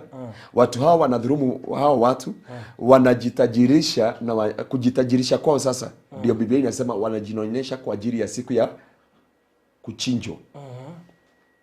So atusemi watu ambao ni wanono. Unajua jana mliongea sana na daktari, watu wanono sana, niliwasikiliza sana. Na ulikuwa unajiingiza katika hiyo category na your sister. Hatusemi unono wa mwili. Kuna unono wa pesa. Hata unono wa I, me, myself. Hidi gitaithia ndo. Mimi nichukue mali yangu. Mimi hata nifanya ni kwani nikitafuta pesa. Wacha nikwambie, kupeana ni kama mfereji. Have you heard mfereji umekosa maji? Tuseme mfereji ambao umeconnectiwa na main. Umeshakuta hata vijana wakifuja hiyo mfereji hivi wanaambiwa fuja. Lakini kuwa mtungi. Unajua mtungi unakuwa self-centered. Unawekwa maji, hii ni zangu. Ukiisha hiyo maji, utawalidhagio ni hii. Yaani unaendeshwa na watoto, unakaliwa, unawekwa mchanga ndani. That's how people normally be. So desire to be a source. Yes. Na wakati utakuwa source, you'll never lack katika ndani ya maisha yako. Na kuna kitu watu wanafaa kuelewa ya kwamba kufanya vyema. What is doing good? Hata yule Zwahili mwamwambia a big question. What are you doing to the other people? Can people mourn you? That's a big question you're supposed to ask yourself. Ninaangaliaga nikienda pale na Nyuki children home, mama yao yule tulikuwa tunaita mama hao watoto walipass. Sasa akabaki mzee. Lakini tukifika pale wanaitaga huyo mzee wa huko anko, lakini mimi wananitaga baba. Kuna wakati na shida yangu nikitoka hiyo children home mpaka nakaa huko usiku nikiwalilia.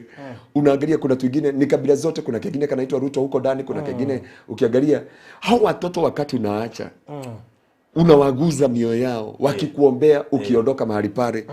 Unashindwa vile unaweza kuchukua watoto wote uwaweke katika maisha. Hata nilisema I have a vision by the way.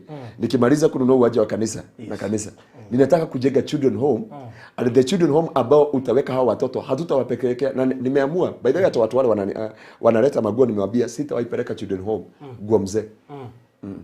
Wewe unapeana unachukua koti kama hii. Yenye na unajua hivyo ndio Mungu hupenda. Unaona chenye unapenda kabisa, unasema kile unapenda kabisa. Kama nikienda kwa nyumba kagoti kale kwa geku, ile koti yangu napenda iko wapi? Sasa unaambiwa uchukua hiyo. Ndio usikie uchungu. Ndio usikie. Kuna mzee akona inaitwa watu ambao wanajua chaka. Kuna duka inatangwa Miracle ya wholesale. Uliza huyo mzee ako hapo hiyo Miracle ya chaka.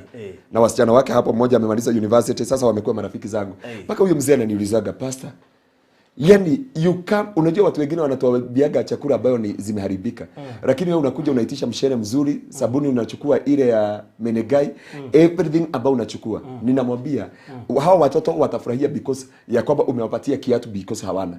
Lakini our Father who art in heaven.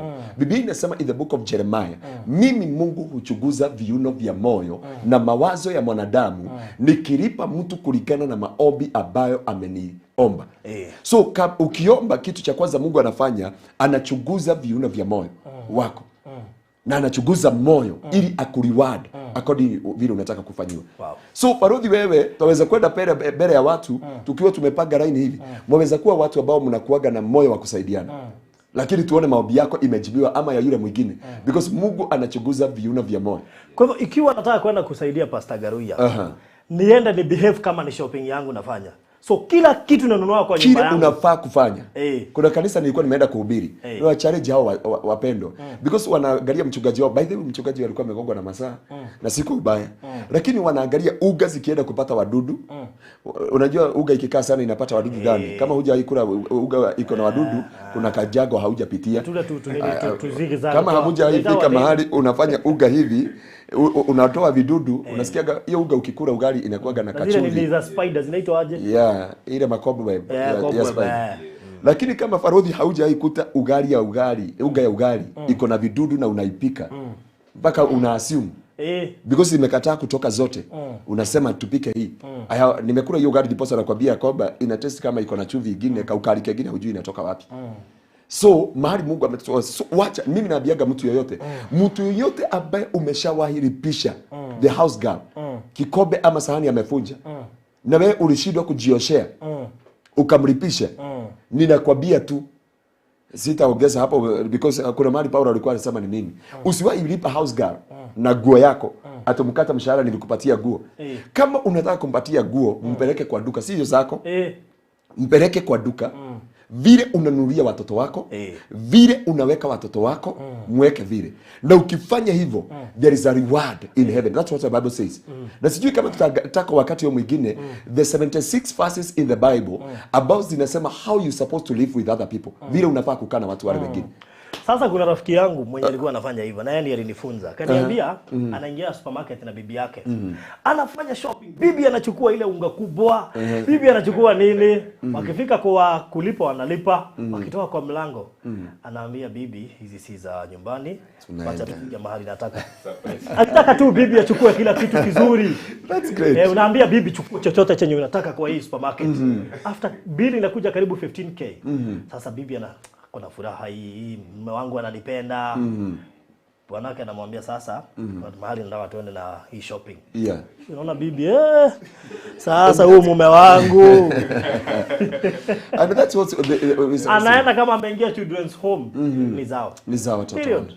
By the way, watu waache kupatia children home. Viatu ambao zimeisha, zimekataliwa na watoto wako. Kwa nini wewe si ungenunulia hao watoto? Afadhali wanunulie viatu. Ati nguo hainitoshi ndio unapeleka. Ndio unapeleka huko. Yenye inakutosha. Hata unaenda unaambia ati wenye children home, hapa hakuna shida, utapeleka kwa food tu. Hapa hata unabonyesha vile itabanywa.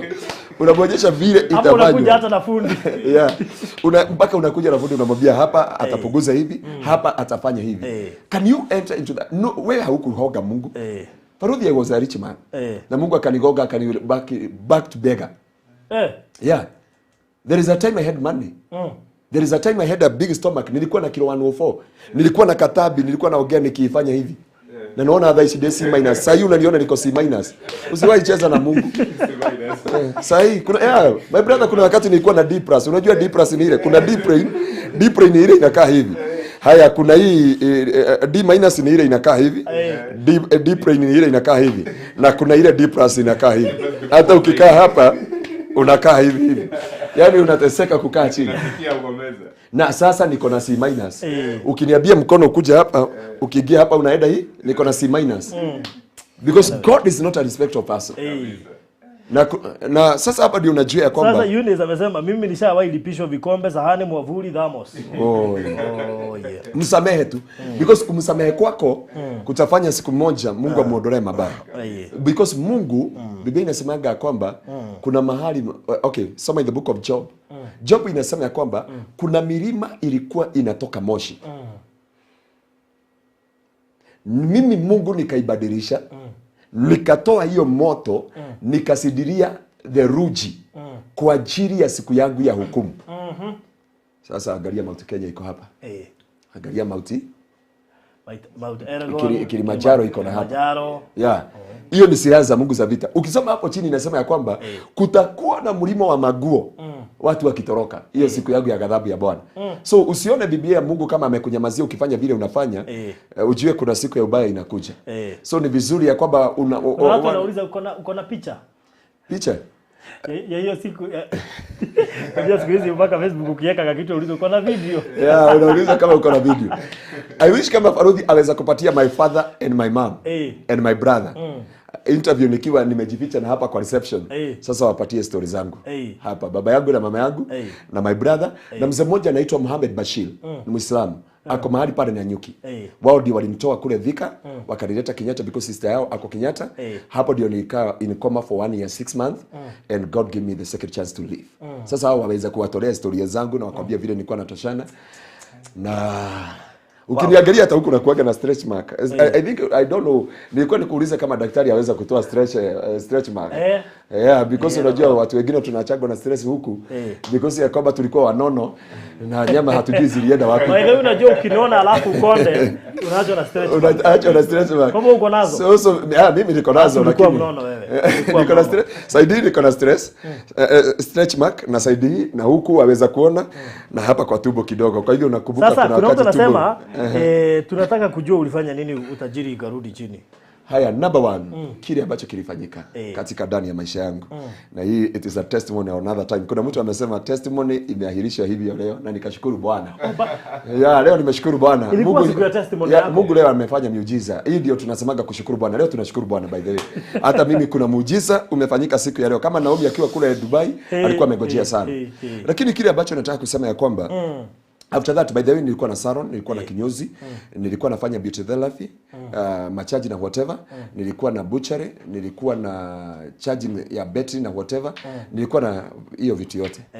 Na nilikuwa maisha mazuri. But from there, kuna vile Mungu alinikamata. Nilipata accident siku ya Monday, ya Tuesday, ya Wednesday, ya Thursday, ya Friday, ya Saturday. Saturday ndio Mungu alifanya nianguke ile baya. Nikapasuka. Hizo dhogorishi hii si ya kuzaliwa nayo. Hii unaona hapa ukiangalia hapa ni vile hapa hata kinyozi akininyoa lazima angalie kidogo. Kuna kitu kalikuwa kametoka hapa. Niambia hata mikono haitoshani. Hii mkono hii ni mrefu kuliko hii. Unaangalia hii ni kidole ya bishop mmoja hapa. Nilikuwa nimeoza hii mikono. Because sindano za mimi nilikuwa nimedungwa, sasa damu haiendi. Na nimekuwa dark green. So sinaona huko. Sina meno. Unaona huko? Nikiweka kidole hivi aweza kuingia ikuje side nyingine. But God gave me the second chance. So after kukaa in coma 1 year 6 months. Sasa mnajua katabi mahali ilienda. So okay. So hapo nimemjibu katabi ilienda wapi? Amen. Unajua producer ako karibu kutuambia hata nimeona vile amekuangalia tukiwa pale. Ninaona vile amechomoka hivi amekuangalia. Nikaona wewe hauko concentrate na yeye, ndivyo tumeconcentrate na macho. Nikasema haidhuru. Yeah. So watu wajue ya kwamba how to do kufanya vyema katika ndani ya maisha yao. Na kufanya vyema ni Mungu. Biblia tunaibaga wimbo tunasema mahali Yesu alikuwa anaenda alikuwa anatenda vyema. Farodhi waweza kusaulika katika kwa Virginia, waweza kusaulika kwa Aris, waweza kusaulika kwa kina Kamodho, waweza Hiram. Tuweza kusahau hata sisi, but God who is in heaven. Nimekwambia biguni there is a book of remembrance. Kuna mtu mwingine nilikuwa naambia mimi hata mkasahau vile Mungu amenifanyia kutoka huo wakati. By the way, I'm a witness. Unajua lazima kuwa na ushuhuda. I've enjoyed. Ukitembea kutoka hii ukuta utembea hii umtoka bara kwa barabara. You have something you utasema this is surely nothing else but the heart of God. And the heart of God manifests upon your life the time you touch the heart of other people. Yes. Faruthi ukigatuika MCA, make sure. Mimi okay, angalia Nyandarua imerudisha pesa gapi za government? Si mara ya kwanza. Sio mara ya kwanza, si mara ya 4. Yaani pesa imekosa kazi inarudishwa kwa treasury. Na kuna barabara na watu wakikufa wakienda kuzikwa. Hata wangejenga children's home. Wangejenga children home kubwa. Nyandarua hakuna university. Wangejenga university kuliko warudishe hiyo pesa zote. Lakini I'm not here because of Nyandarua and I'm not doing any politics. Okay, ni uchungu huwa inatuuma. Kisikia pesa inarudishwa. Na hizo pesa sio za mtu. Na watu wamelala. Unaona? Eda pale JM, I was there on Monday. JM karaoke. Uangalie kama kuna vitanda ya oxygen. Hakuna oxygen, hakuna nini. Hata yule mtu tulihamisha hapa tukaleta hapa KU ni mtungi ya oxygen. Ni kitanda alikosa na oxygen alikosa. And she died. So, kile ambacho nataka kusema ya kwamba if you are capable, Faruthi, umesema nikikuwa MCA? Ukiwa MCA siku ya leo, kindly you have your salary. Na because you have your salary, unajua kuna pesa ambazo ni za government. Unajua kuna pesa zile ni za county. Na siku hizi wanatumia wachungaji sana. Wachungaji wanagongwa 500 ama 2000. Hiyo story yote wananyamaza, wasiongee na community na wasiongee na watu kwa kanisa. But mimi hata ukinipatia milioni 10, I will speak the truth. Because the truth will set us free. That's what the Bible says. Kwa hivyo Mungu hata akikujalia akupatie hiyo nini, make sure the community wanaiba wibo wako. Yeah. Because that money is not yours. Hata moyo wako na uhai wako sio wako, ni wa Mungu. Faruthi nikuulize. Kuna MCA nilihost juzi. Anaitwa MCA Bono. Ni wa hapa Zimmerman. In fact huwa anatazama, so atajua tu nimemtaja. Kwa sababu yeye alitaka kutoa testimony na kumaanisha huwa anatazama. So after kuongea testimony, nilimsikiza nikaona akona roho ya watu. Yaani kuna ma MCA za kina hawa kina Masai Nogari, tumewahi fanya naye kwa radio nyingine pia. Sasa ni nominated MCA, kuna Wagale wake go nominated MCA Murang'a County. Kuna huyu Mere Jambi, hata nimeona watu wanamjua vizuri. Kuna mtu amesema alilipia mtoto wake tiketi ya kwenda Britain. So kunao watu wazuri wako kwa hiyo serikali, lakini hatuwajui. Hiyo ndio shida. Shida ambayo hatuna watu wa Mungu. Watu ni wa Mungu lakini hatuna the children of God. Because watu walio na moyo wa Mungu ni wana wa Mungu. Hata ukiona wengine tukihubiri, hatuna moyo wa Mungu. Tunahubiri because ya kwamba it is a part of a duty. But when the fear of the Lord come upon your life. Na tuangalie vile Biblia inasema even about the kings. Vile wafalme wale walikuwa wanaongoza, how they touched the life of people. Even the wicked, Yesu alipeana about the wicked king. Yule alisema mimi simuogopi Mungu. Lakini hata kama simuogopi Mungu, huyu mama anafaa kutendewa haki yake. That wicked king ndivyo alisema. The persistence of this woman. Mimi naulizaga basari ni ya nani? Siko baya. Basari ni ya nani? Ni yetu. Ni ya common mwananchi. Wewe hauhitaji basari because you are MCA ama you are MP or you are whatever. And why am I suffering? Ninateseka because ya kwamba ninahitaji basari. Unanisugusha. But haujui yule Mungu ambaye amekuweka hapo. Ndiye ameniweka hapa chini. Na hawezi akatutoshanisha. Faruthi tukitoshanishwa kama meno, we will never acknowledge God in our life. We acknowledge God in our life tukiona Faruthi ako na gari. Tunasema huyu ni Faruthi ambaye alikuwa anasomea Karima Igoro Secondary. Huyu na ndivyo tulikuwa tunajua hesabu kuingia kwa kichwa yake. Hakuwa na uwezo wa kuface watu. Na yeye ndiye huyu anafanya hivi. Tunasema surely kuna Mungu. Lakini sote tuseme ya kwamba nikikuuliza uko na 70 million.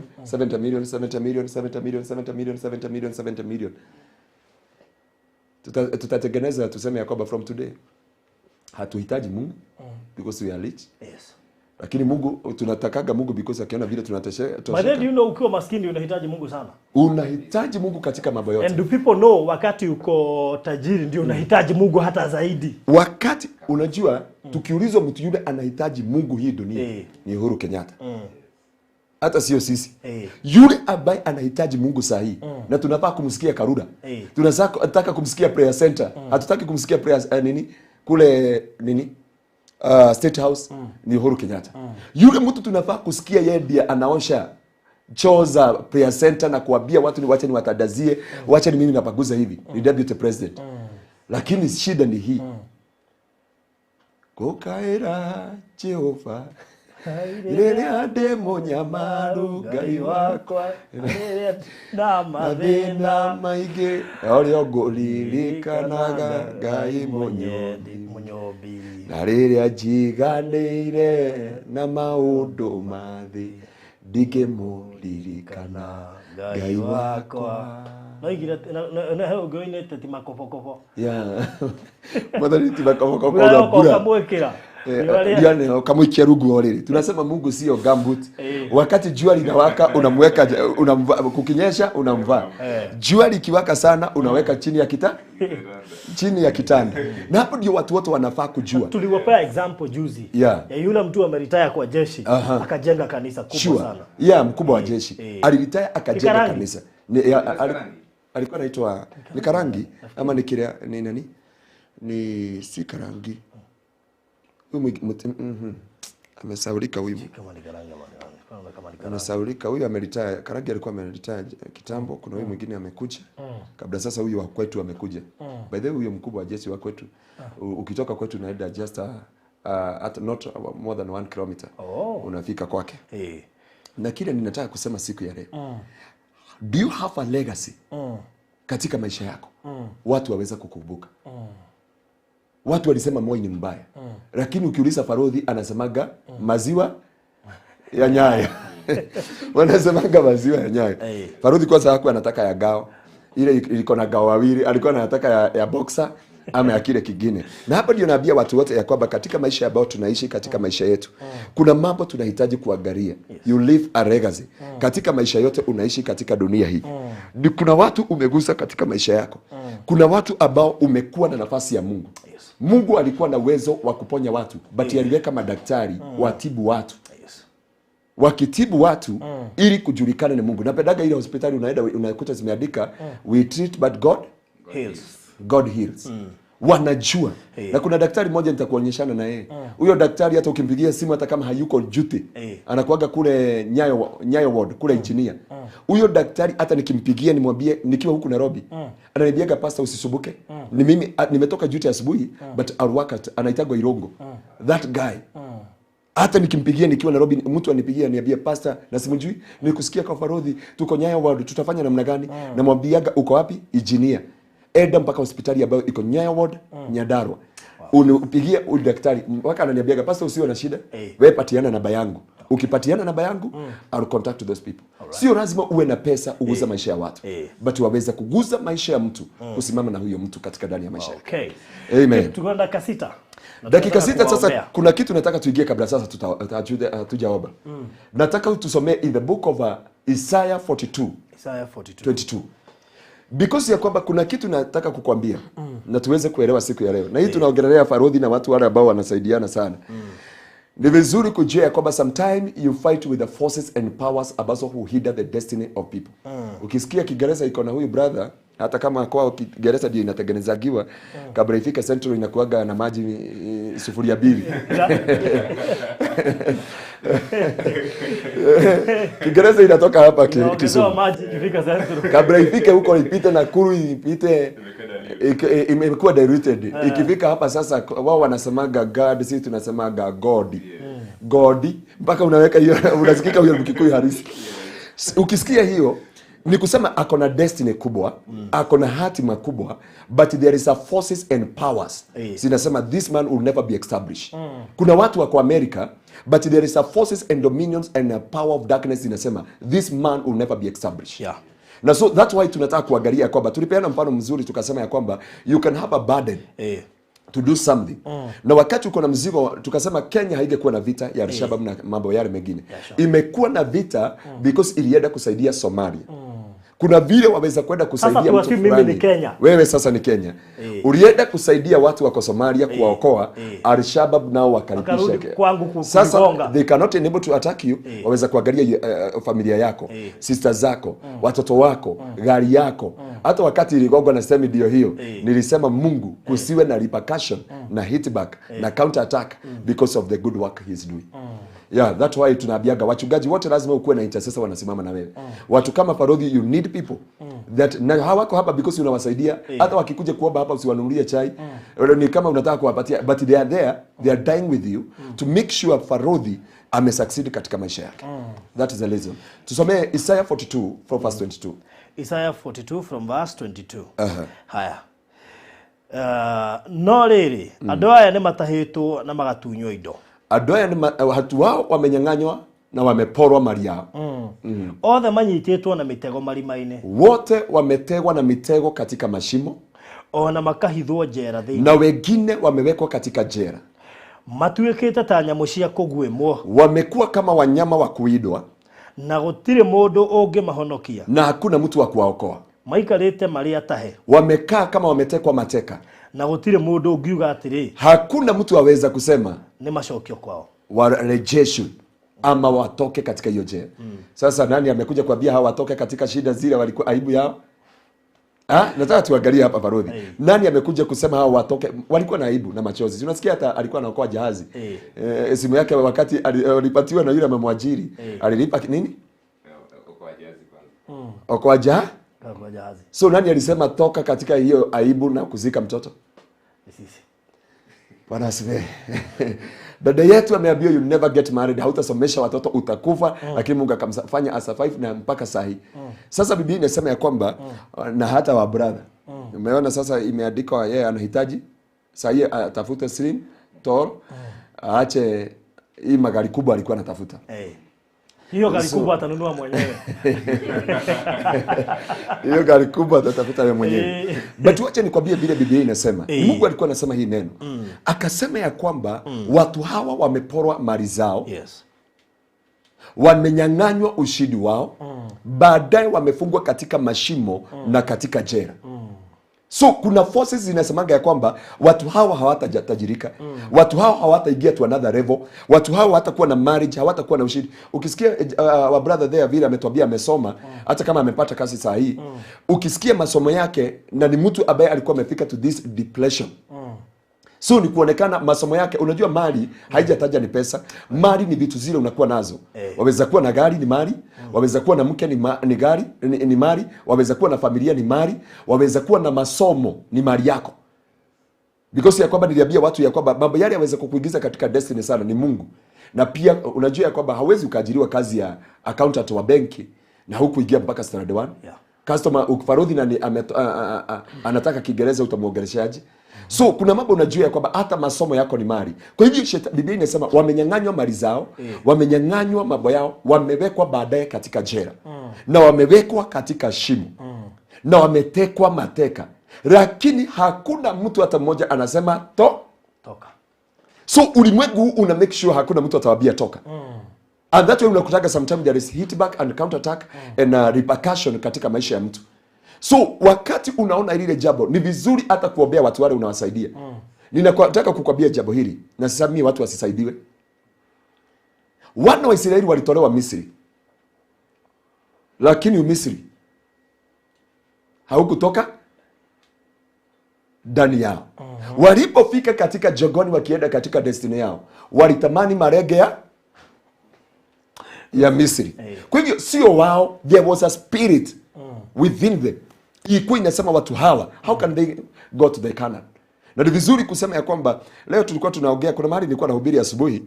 Nilikuwa nahubiria wazee wengine asubuhi, nikawaambia ya kwamba alikuwa ananipatia story yake ya kijana yake. Akaniambia kijana yangu nimemsomesha, amefanya kazi na Safaricom, amefuta. Ameajiriwa na Coca-Cola, amefuta.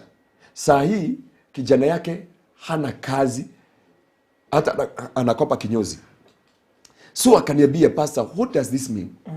Because this man alikuwa anapewa pesa mzuri. Ukipewa mshahara hata kama sio pesa mingi, ulipa 150,000 per month Kenya, agarao unakaa maisha mazuri.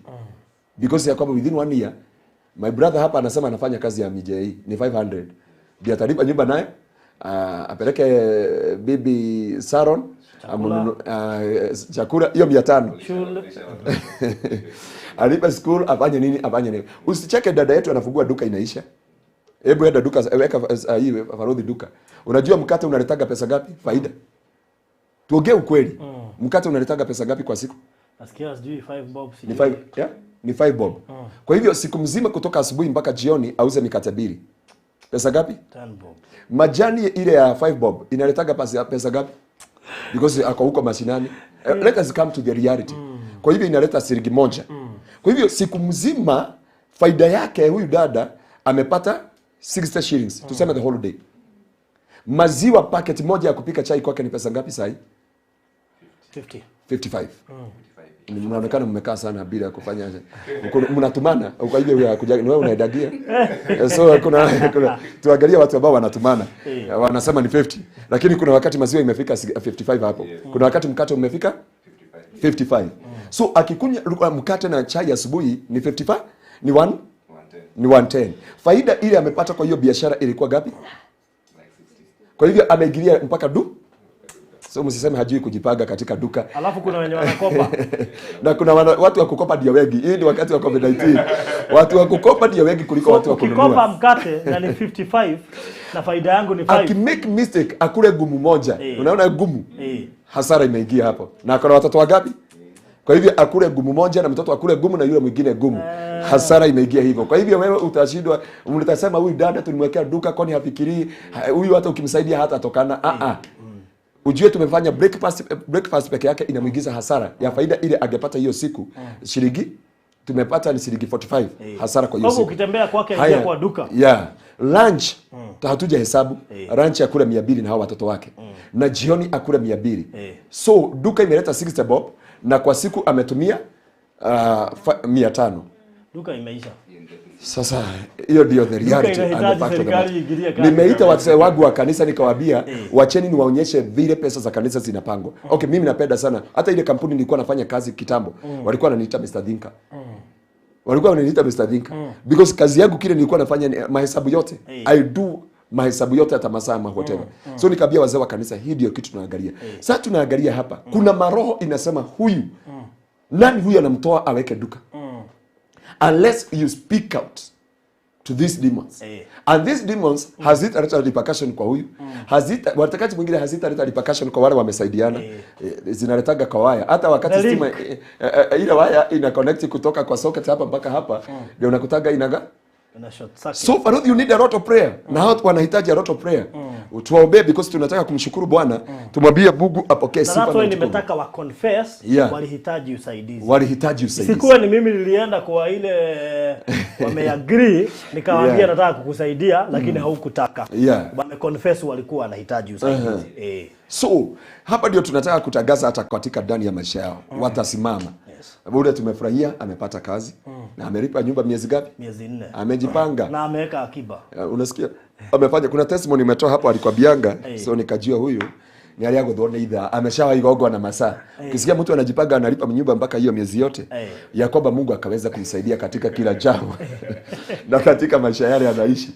Because mambo mengine tunafaa kuangalia and we learn from the natural things not spiritual. Biblia inasema mambo yale tunaona physical ni mwamvuli ya mambo yaliyo katika ulimwengu wa kiroho. Na so vile unaona kuna opposition hapa duniani hata katika ulimwengu wa kiroho kuna opposition zinasema watu hawa hawatasaidika, hawataendelea, hawatasimama. Na so wakisaidiwa mapepo inasema ni nani huyu? Anasema watu hawa watolewe katika shimo. Watolewe katika mahali hapa. Watolewe katika jango. Ukiangalia Al-Shabaab sana hawapigi wa Al-Shabaab wenzao. Wanapiga wanajeshi wa Kenya na Kenya watu ambao they are innocent because of this. And so Biblia inasema we shall decree a thing and that thing shall come to pass. And that's why we are here to make a declaration from today in the mighty name of Jesus. At these men ambao wamekuja mbele za Bwana, God will establish them. And the Baruthi TV and the CEO of the Baruthi TV and the workers here, God will protect you and whatever you have in Jesus name. Amen. And that is our prayer. Wow. Alright, so ningetaka tuombe sasa rasmi ndio tumalize. Yes, pastor. So tumeshukuru kwa kila mmoja on behalf of Baruthi TV, on behalf of my brother here and her wife, our mom here, our brother here and everyone. Tunasema may God bless you for your kindness and for your support. May God bless you, may God reward you, may God multiply you, you may never lack. May the blessings of God walk with you. May God command heaven and may God command the dew of heaven to come upon your life in the mighty name of Jesus Christ. So we want to pray na tumwamini Mungu akaweza kutamaraki na kutembea katika jina la Yesu. Amen. Oh shatabaganda ribabozi. Baba ni asante kwa wema wako na fadhili zako na ukuu wa jina lako Mungu wa Israeli. Wapendo hawa tumekusanyika katika mahali hapa kusema ni asante Bwana. Ubali umetutoa mahali umetufikisha Jehova. Imegharimu jina lako Jehova. Tunasogea maragoni mwako na sifa moyoni tukisema ni wewe Bwana. Umetenda jinsi hii Bwana. Wakati maadui wao waliinuka kama gharika, uliwainua kiwango Jehova. Wakati Bwana Jehova maadui waliinuka, ulihifadhi maisha yao. Tuseme namna gani kama vile Biblia inasema kama sio wewe Bwana ulikuwa upande wao, maadui wao wangewameza wakiwa hai. Lakini Jehova umekuja umepigana na maisha yao, umekuja umewaondolea aibu. Tunaingia mbele zako Bwana tukisema ni asanti, tukisema uinuliwe Bwana, tukisema utukuzwe Jehova. Reka mayata baganda riba, tunasema uhimidiwe Jehova, utukuzwe Bwana wa mabwana. Unasema wale wanatoa dhabihu ya shukurani Jehova, ni wewe wanaheshimu, na utawaonyesha njia ya kutorokea Bwana. Tunakutukuza mfalme, tunakuinua Bwana wa mabwana. Uhimidiwe Jehova, utukuzwe mfalme wa ajabu, kwa sifa na utukufu kwa jina lako. Ni asanti kwa kila mmoja, ni asanti kwa ajili Jehova wale ambao wamejitolea kusapoti wapendo hawa Bwana. Tunatangaza baraka zako, tunatangaza ushindi wako, tunatangaza baraka zako Bwana, ambazo hazina majuto, ambazo hazina huzuni Jehova, zikaweza kuwa juu ya maisha yao katika jina la Yesu Kristo. Na sasa Bwana wa Israeli, kwa maana unasema kuanzia wakati wa Yohana Mbatizaji mpaka wakati huu Jehova, oh God, ulimwengu wa kiroho ni wa vita na wale ambao wanajipokelea Jehova. It is by force, my Father. We are here to declare today in the mighty name of Jesus. Tunatangaza leo ya kwamba Baruthi na jamii yake na familia yao na studio hii, hakuna wakati uovu utaonekana juu ya maisha yao. Oh God my Savior, kila maneno mabaya, kila nguvu za giza, kila ushirikina wote, kila madhabahu ya kuzimu haina uwezo juu yake, haina uwezo juu ya hii studio, haina uwezo juu Bwana ya wale ambao wanajitolea, ya wale ambao wanajipeana katika jina la Yesu Kristo. My God, tunatangaza kila uovu wote umepangwa against Jehovah him, against this business, against this studio, my God, against his name Jehovah, against his family, my God. Tunatangaza hawatamuona, hawatapata maisha yake. Oh my God, tunatangaza hakuna accident, my God, hakuna vita juu ya maisha yake katika jina la Yesu.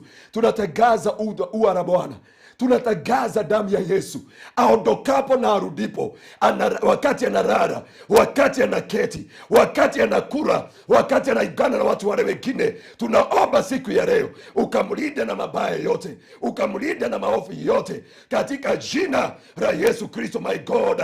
Oh mazee kariba, na kwa maana kuna monitoring spirit na kuna monitoring eye. Nimetangaza leo, I decree and I declare total blackout, oh my God, kwa every monitoring spirit, for every monitoring eye, in the mighty name of Jesus.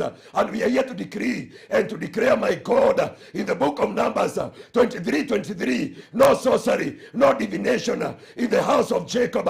And in the book of Isaiah chapter 54 from verse 17, the Bible says that there is no weapon forged against our life shall ever prosper. And God, you have given us power and authority to renounce every word, oh God, uttered against our life.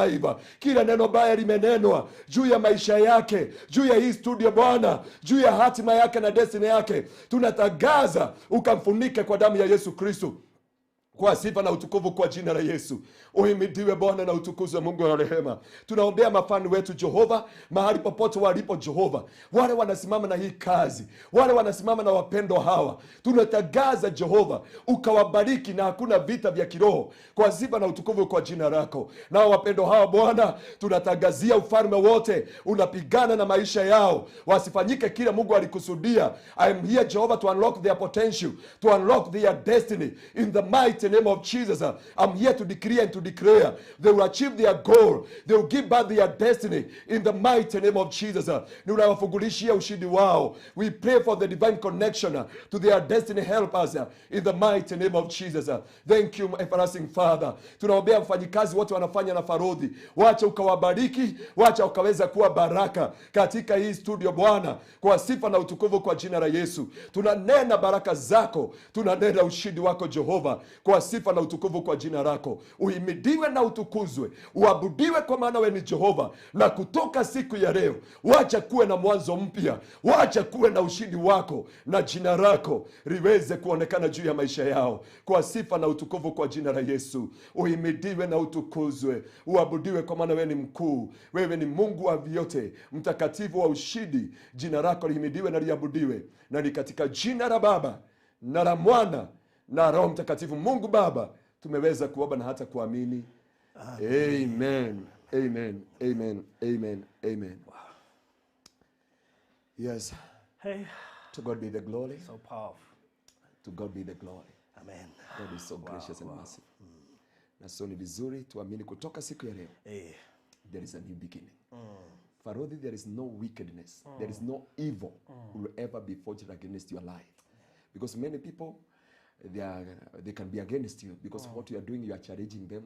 Or whatever you are doing, you are not doing the will ile wangekusudia. Because wengine ambao una challenge ni maadui wa familia hizo. Because wengine they are relative, wengine they are in a family. And that's why the Bible says, the book of Isaiah chapter 54 from 17, there is no weapon forged against your life shall ever prosper. And you, me and you, not God. God have given us the power and authority to renounce and to refute every evil words uttered against your life. Sasa wakisema tutaona mahali atafika, utafika na upite katika jina la Yesu Kristo. Na Bwana akapokea sifa na akainuliwe. Wow. Amen. So thank you so much. Ningetaka umalizie na namba yako ya simu. Namba yangu ya simu ni 0710 180 200. 0710 180 200. God bless you so much. Hata mimi Farodhi ninamshukuru Bwana kwa matendo yake, because last time I was a pastor and now I'm Dr. Bishop. Doctor, because nilipatiwa ukiangalia certificates zangu zimeandikwa Dr. Bishop Apostle Anthony. So it is by the grace of God and through the mercies of God. To God be the glory. Okay. God bless you so much. Amen. You can join us in our church. Our church is Kingdom Seekers Fellowship Kitengela. It's located in Kitengela behind Eastmart Supermarket next to Minimal Hotel. Okay. God bless you so much. You can be our member even if you are outside of the nation. You can join us through that number or our Facebook line, Facebook page, Kingdom Seekers Glorious Kitengela. And God bless you so much. Okay. And do you good. Wow. Ningetaka tulikuwa tunapeana namba ya nani? Yako. Nataka kuweka namba zenu wote. Okay. Naambiwa tumie microphone. So tumia hiyo. Nipe namba yenye tulikuwa tunatumia. Ikiwa kuna mtu atakataka kukupea kazi or anything else. Yes. So 07 0700 056 172. 172. Yes. Unaitwa? Kennedy Ouma. Kennedy Ouma. Yes. Kennedy Ouma. 0700 056 172. Okay, good. Yeah. Haya, tupe namba yako ma'am. 0726 130 575. 575. 0726 130 575. Hiyo unaitwa? Janet Mwehaki. Good. Najua producer atazitoa kwa live stream, ndio pale apin pale kwa comment section namba ya Pastor Garuya na hizi zingine zote. Ikiwa kuna mtu anataka kuongea na mtu yeyote yako hapa kibinafsi. So 07 yangu ni 0740 90 20 54. Edwin Mugambi. Kuna hiyo jina lingine? Hii ya M-Pesa inatokeanga Moriongi. Moriongi. Hiyo ni ya mzazi. Ni kuweka juu niliona ikitoa Moriongi na hatukuwa tumetaja. Moriongi. Mugambi. Okay. Sawa. So producer, hizo namba unaweza zikope, utaweka kwa comment section tukimalizia. So thank you so much. Ona kurinyo the mwakoro mugitwirorera live location na tukamushokeria ngatho nyingi muno makiri ni ndu wa gwitikira go participate guteithia andu ayothe megukite kwira Ngai ni thengio ona inyo kumushokeria ngatho na ona ni kujokeria ngatho. So thank you so much, mbarikiwe sana, asanteni sana. God bless you.